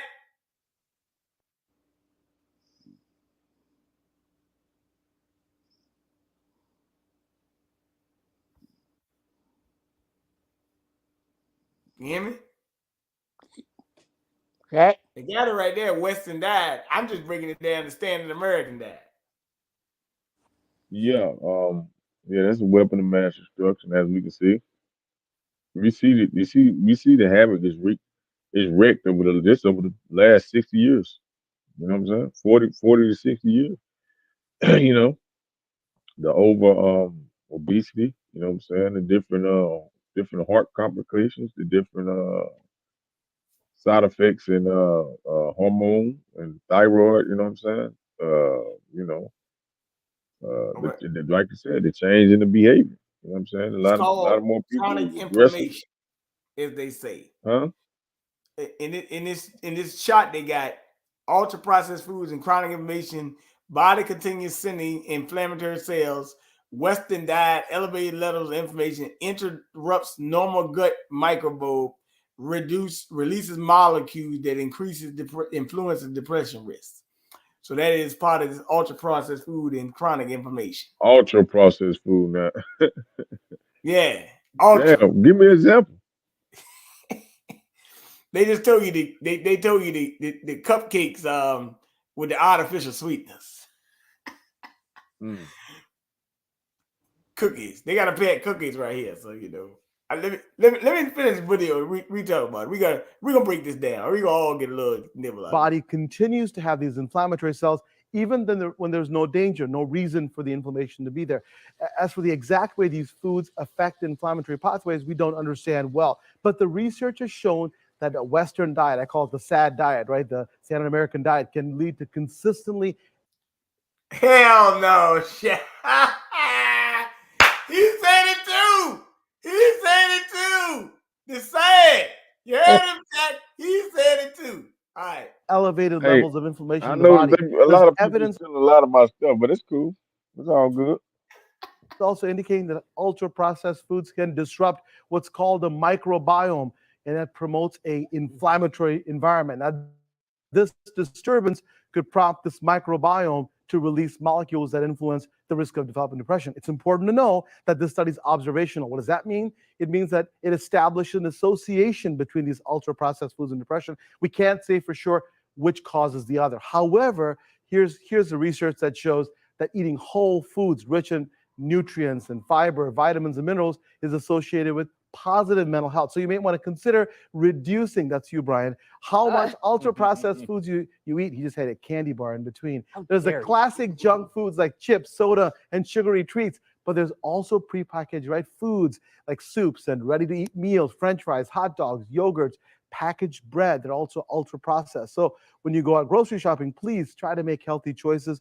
Leafy green vegetables, dark yellow vegetables, fruit and whole grains, as these are associated with lower inflammation. Try to do your best to cut back on these highly processed foods, especially those containing artificial sweeteners. We talked about health and how you can get diseases, but now you know about depression too. Sorry to pick on you, Brian. Well, and in true Brian style, I mean, he works out. Does that help counterbalance? It does to an effect, but you can't say because I work out, I can eat a bunch of candy bars. True. And people think that, but you can't. Have an apple or cherries instead, Brian. 4 days before. Fine. 4 days before your birthday, it's coming up. Fine. Thanks, Chak. Appreciate you. Be sure to tune in this weekend to the Dr. Nandy Show. This week, he's addressing the rise in. Hold on, you cut it off? That's it. That's it. That's the end of it? Or That's it. Ain't number 4 minutes. he was about to say something to rise or something. Depression, and how a time of growth and learning is turning into something much darker. Wow. He talks with teenagers about their fight with depression and how social media played into that diagnosis. That's this Sunday, 1 p.m. right here on 7. 7.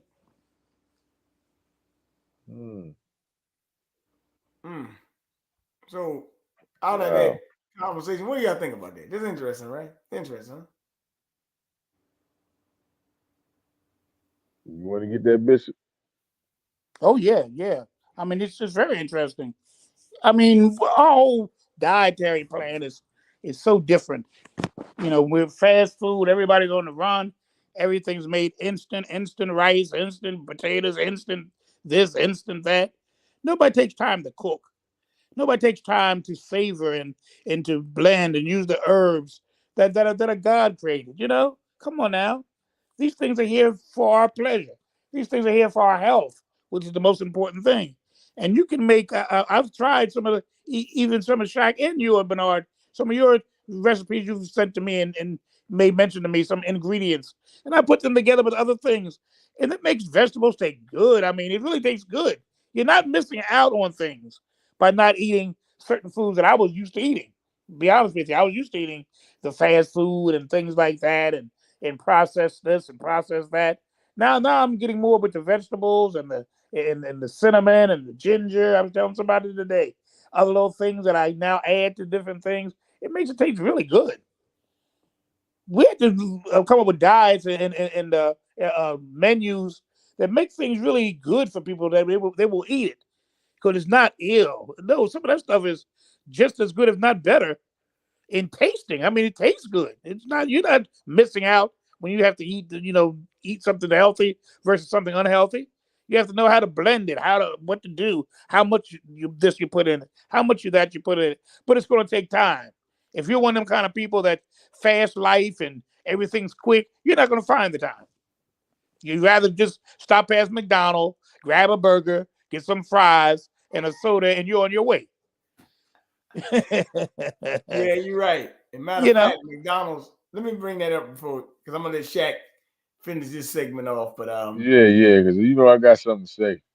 Yeah. Well, You know, Bishop, this week McDonald's and McDonald's, I think it just ended today. No, Wendy's ended today. They were giving out a cent burger for what was it? A cent burger for I think $5 and the other one was free. Yeah, something like that. But yeah, it was kind of crazy. But they also wanted you to sign up with your app, which I didn't understand that. That was Right. I know why you want that, yeah. But nevertheless, they were helping you with the standard American diet, as they say with that.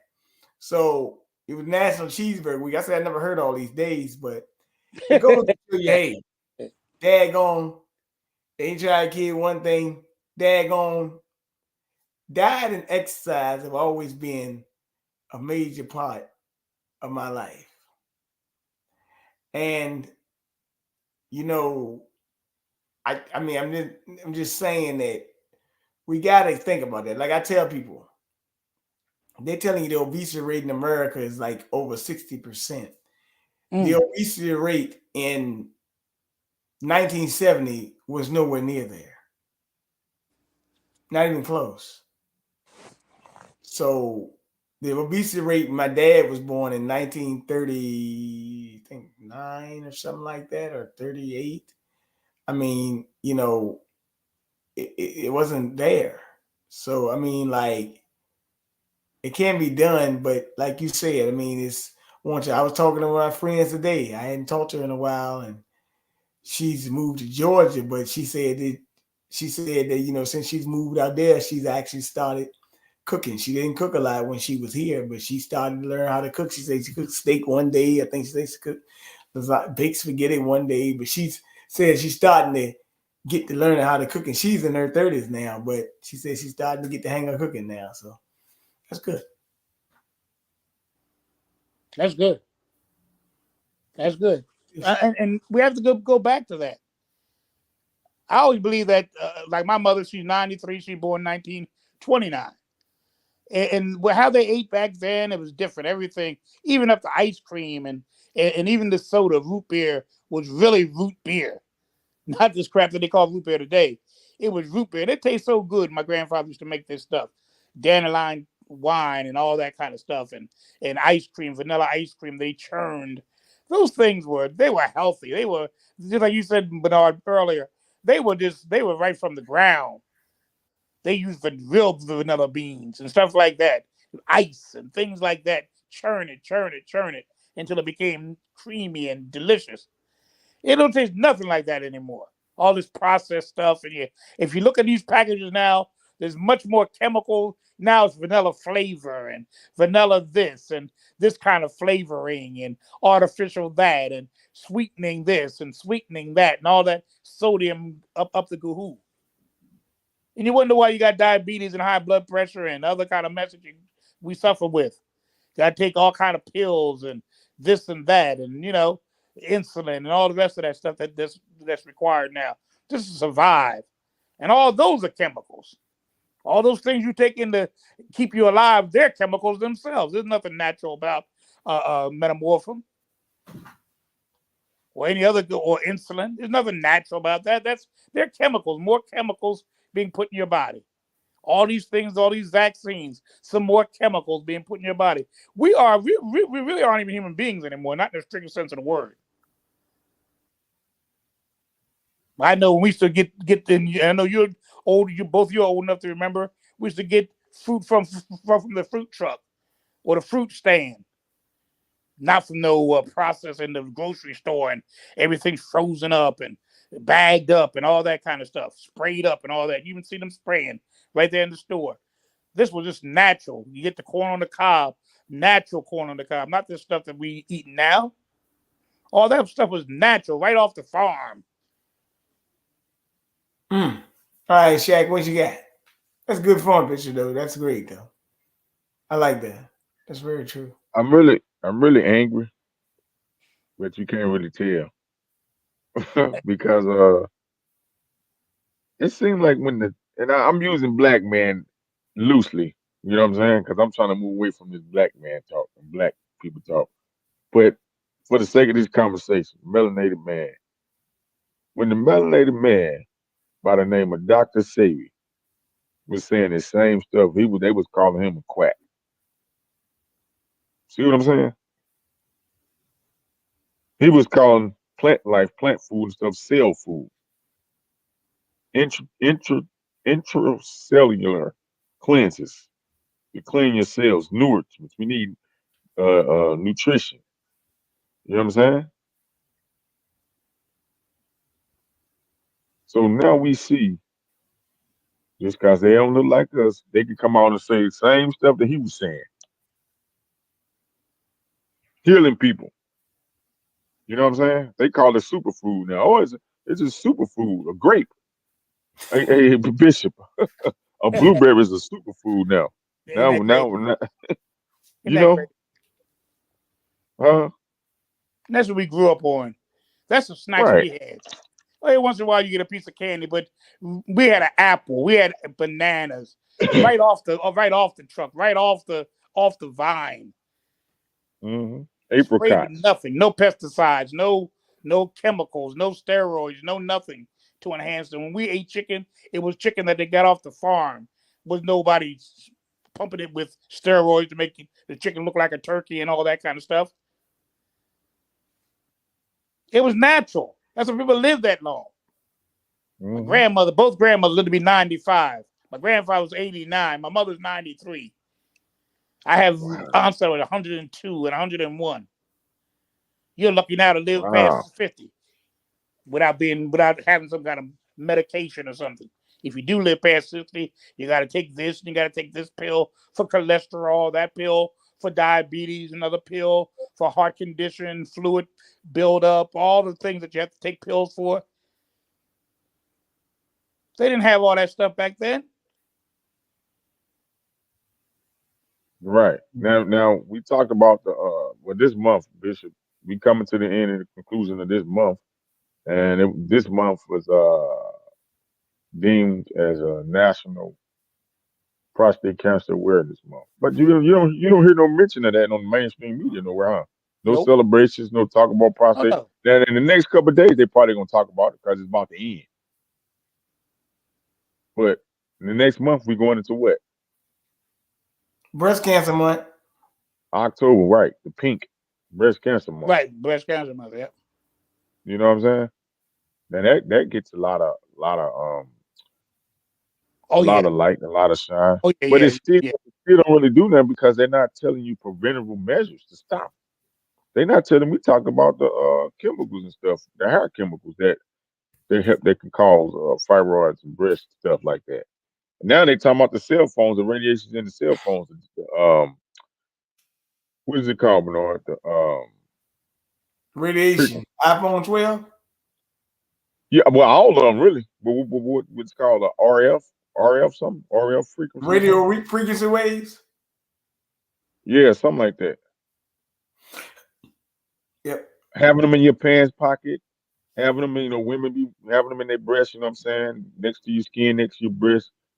Having the rise of breast cancer, the rise of colorectal cancer and prostate cancer. A lot of these so-called cancers, they saying is some of them are direct because of the over usage of cell phones and the radiation that it comes off of those phones. That we have them so close to our bodies. You know what I'm saying? They recommend, like I said, not to talk with it on your ear. You know what I'm saying? You have it close to your ear, close to your body. Yeah. You know? So these are things that we have to kind of take heed to, man, because they actually, although somebody benefits and profits in this capitalism world from these items, these tools, these products, we still have to be aware, Bishop, and kind of be cognizant of the overusage. I will say that the overusage of convenience. You know what I'm saying?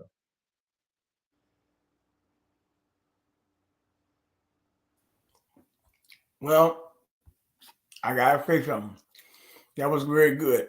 I'm not gonna bring this up tonight. I'm bringing it up on another show. But credit card losses, all right, their highest, are rising at the fastest pace since the great financial crisis. I'm gonna say that for another show. But just point that out there. But a lot of things going on. We got to be more vigilant. We got to be smart. We got to watch how we economically. In the next couple months is the fall season now. We got to be more. We got to take the proper protections because these devils coming back around with the same old script. Watch them. Yep. But nevertheless, it's been great. So yeah, yeah, Shaq. Yeah, you actually on the screen. You're on the bottom. So go ahead and shout your information, brother. Oh yeah, man. Peace, man. So appreciate it, man. Coming on.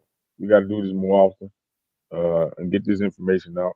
Just and then getting out, us putting it in the universe. You know what I'm saying? And actually speaking these words and speaking this type of um, mentality. You know what I'm saying? And this mindset, state of mind into the universe, the ethers. It gets caught. It catches in translation.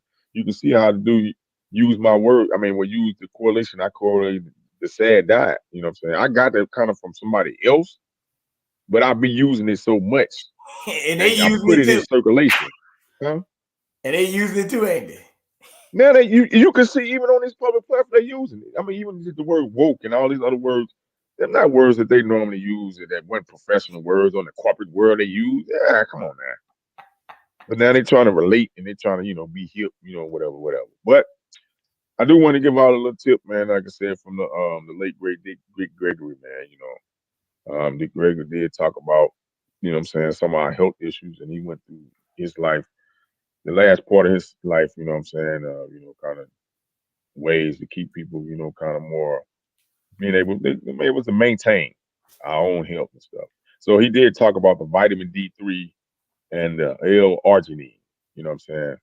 It's good for you, and a little physical fitness if you can get outside and walk a couple of times. Like I said, get your heart rate up a little bit. You know what I'm saying? If you can't get outside and walk, hell, you around your house. If you just standing up, if you can stand up and sit down, stand up and sit down as many times as you want to, as you can, because it's gonna pump that lymphatic system.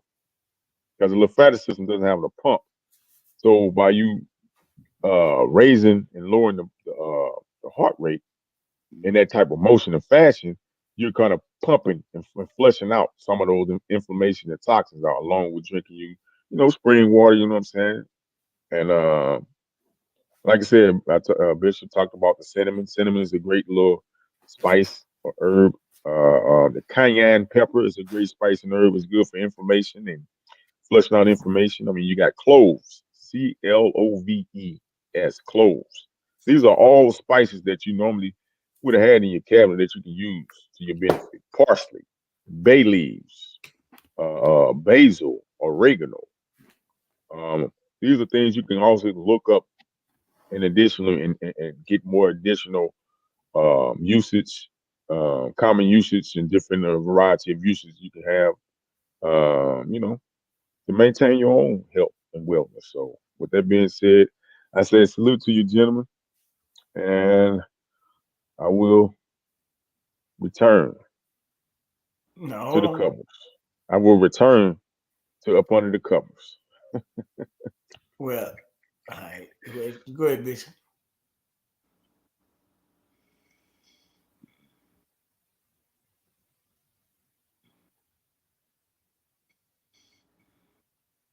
Bishop.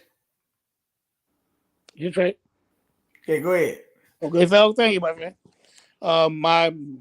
I always am glad to be with you and Shaq and Frank when he's able to get on.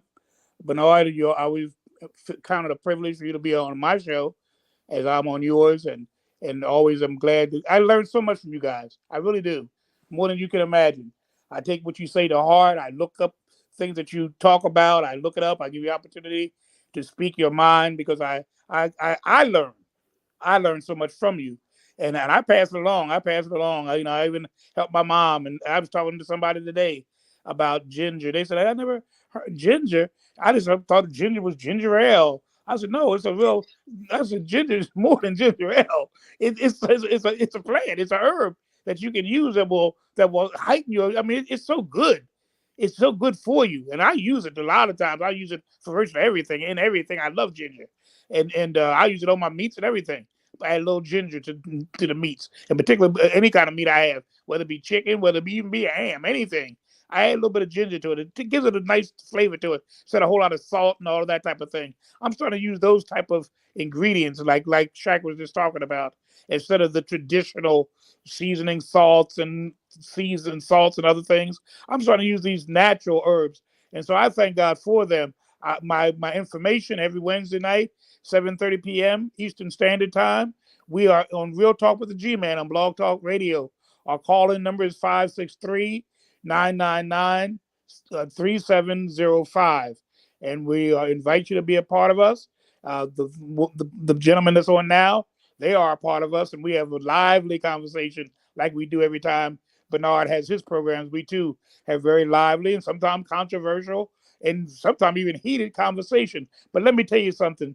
Everything that's shared is shared from facts, not fancy, not from somebody's imagination, but there's documentation. There's sometimes we don't agree on the documentation or the interpretation of the same, but we come with the credentials. We come with the information, and then you can take it for what it's worth. If you want to embrace it, you can. If you want to reject it, that's your option too. But we're coming with the information that you need to hear, and you take it from there. So we invite you to come every Wednesday night, 7:30 p.m. Eastern Standard Time, for Real Talk with the G-Man. All right, let me break something down. Actually, this has been fun. Like I said, at first I had some things to do, but then they got this, what's the thing called, Ophelia or whatever. They got all the names of these tropical storms or whatever. I just say, look, it's just some rain and wind, but nevertheless. So I said, you know what, let's just do a show, because I had a lot of topics I would bring on. Sometimes, I try to wait for like about 20 topics to pile at one time, but today I was able to get about a good 10. I didn't get to that thing about Canada and the march they had for the children, where they were saying save our children in Canada, leave our children alone in Canada. They had a big march about that. I'll get more into that next time, or maybe when I mention it, because you can actually look this up. But nevertheless, you got to be vigilant. Like I said, it's fall now. Season gonna change for some people, so we got to be careful. Thank y'all for listening. Like I said, you can get me right here, King BJ Johnson, kingbjmedia.com, Bernard1120 on Instagram, Bernard Johnson Facebook, 1987 BJ1 Twitter. You want to donate $1919 BJ Cash App, and it's King BJ Fitness 32 Instagram. Like I said, we gotta break this information down, because when you love talking to people, you break the information down. Some people get it, but Bishop, I'm gonna tell you something. Unfortunately, this ain't. Let me tell you something. It's kind of weird for me, actually. I'm a little bit of a I wouldn't say different type of guy, but I'm more like a guy that I be on the move a lot. Now, actually, to tell you the truth, I mean, like I said, I had the honor of hanging out with Dr. Carmen Johnson at the U.S. Circuit Court of Appeals the other day. That was pretty good. So thank her. I want to shout out her for telling me she was coming, and then I came and we sat and talked and stuff like that. Very interested in that courtroom stuff. There was a lot of good dialogue in there. U.S. Circuit Court of Appeals right here in Richmond, Virginia. That was pretty good. So shout out to her. Matter of fact, Bishop, got to get her back on your show. She'll tell you all with her. Okay, we'll do it. We'll do it. But she said she probably might come on my show the first week of August. I mean October. So looking forward to that, possibly dialogue with her on that. And like I said, just keeping the information network going. Like I said, me, I'm an interesting guy. I'm actually popular, but I think I'm underappreciated too as well, even if people sometimes in my own areas. So because I travel. I mean, I used to travel all the time. I mean, I still do it. I just haven't done it with all this stuff with going on planes and stuff. I just said I don't need to get on planes right now with all this nonsense. But like I said, I'm probably gonna be branching out for the end of the year. try to get back to Baltimore, Georgia, a couple places. We'll see what happens. But nevertheless, I just like to let people know the information, because if we didn't give our information, it would be a whole lot more lost people than there is. And there's still a lot of lost people. And you ain't gonna find everybody. But you find who you can, and you make sure the information go like Chak always talked about, the sad died. And they saying this now. So this is not just no theory no more than just he's saying it. They are actually saying this in actual news programs now. So what I'm letting you know, information travels. And it's traveling a lot of people. Even Chak, he gave me a day. I listen to this show sometimes, but it's like 10 hours long sometimes. But even I called in that show, so information travels, and it's vital to get it out. But with that being said, let me go ahead and branch off. I want y'all to take your time, have a good night. I'm gonna try to get back on probably between Monday and Tuesday, something like that. Tomorrow I Is gotta we go doing out. Miss Lockhart show Saturday tomorrow or what? She on tomorrow? I do not know, but I'm gonna be 35, 40 minutes from home tomorrow night, at least till 9:30. So I don't know. And then maybe have something after that. One event that I had to do got canceled because of the rainstorm, but the other one that's inside, so I can do that one. But it is what it is. If I haven't heard anything about it, if she's on, she's on. I might not be able to get on. I might. It is, like I said, supposed to be dealing 1 to 4 inches of flooding, possibly. Well, inches of rain and possible flooding. So, who knows? Power might go out again. But it is what it is. I'm straight. I got my water right beside me. Hey, let me ask you this. Do we need to invest in some, do they still have like two-way radios or something? Because like Yeah, I we need told to you invest in earlier that today, too. man, I need to find me some, man, because I'm telling you, even these cell phones, man, when they switch over to this 5G, you know what I'm saying? It's just been the drop call. Today it was ridiculous how many times the call was dropping. The signal, even my brother's his internet, his Wi-Fi, all that stuff.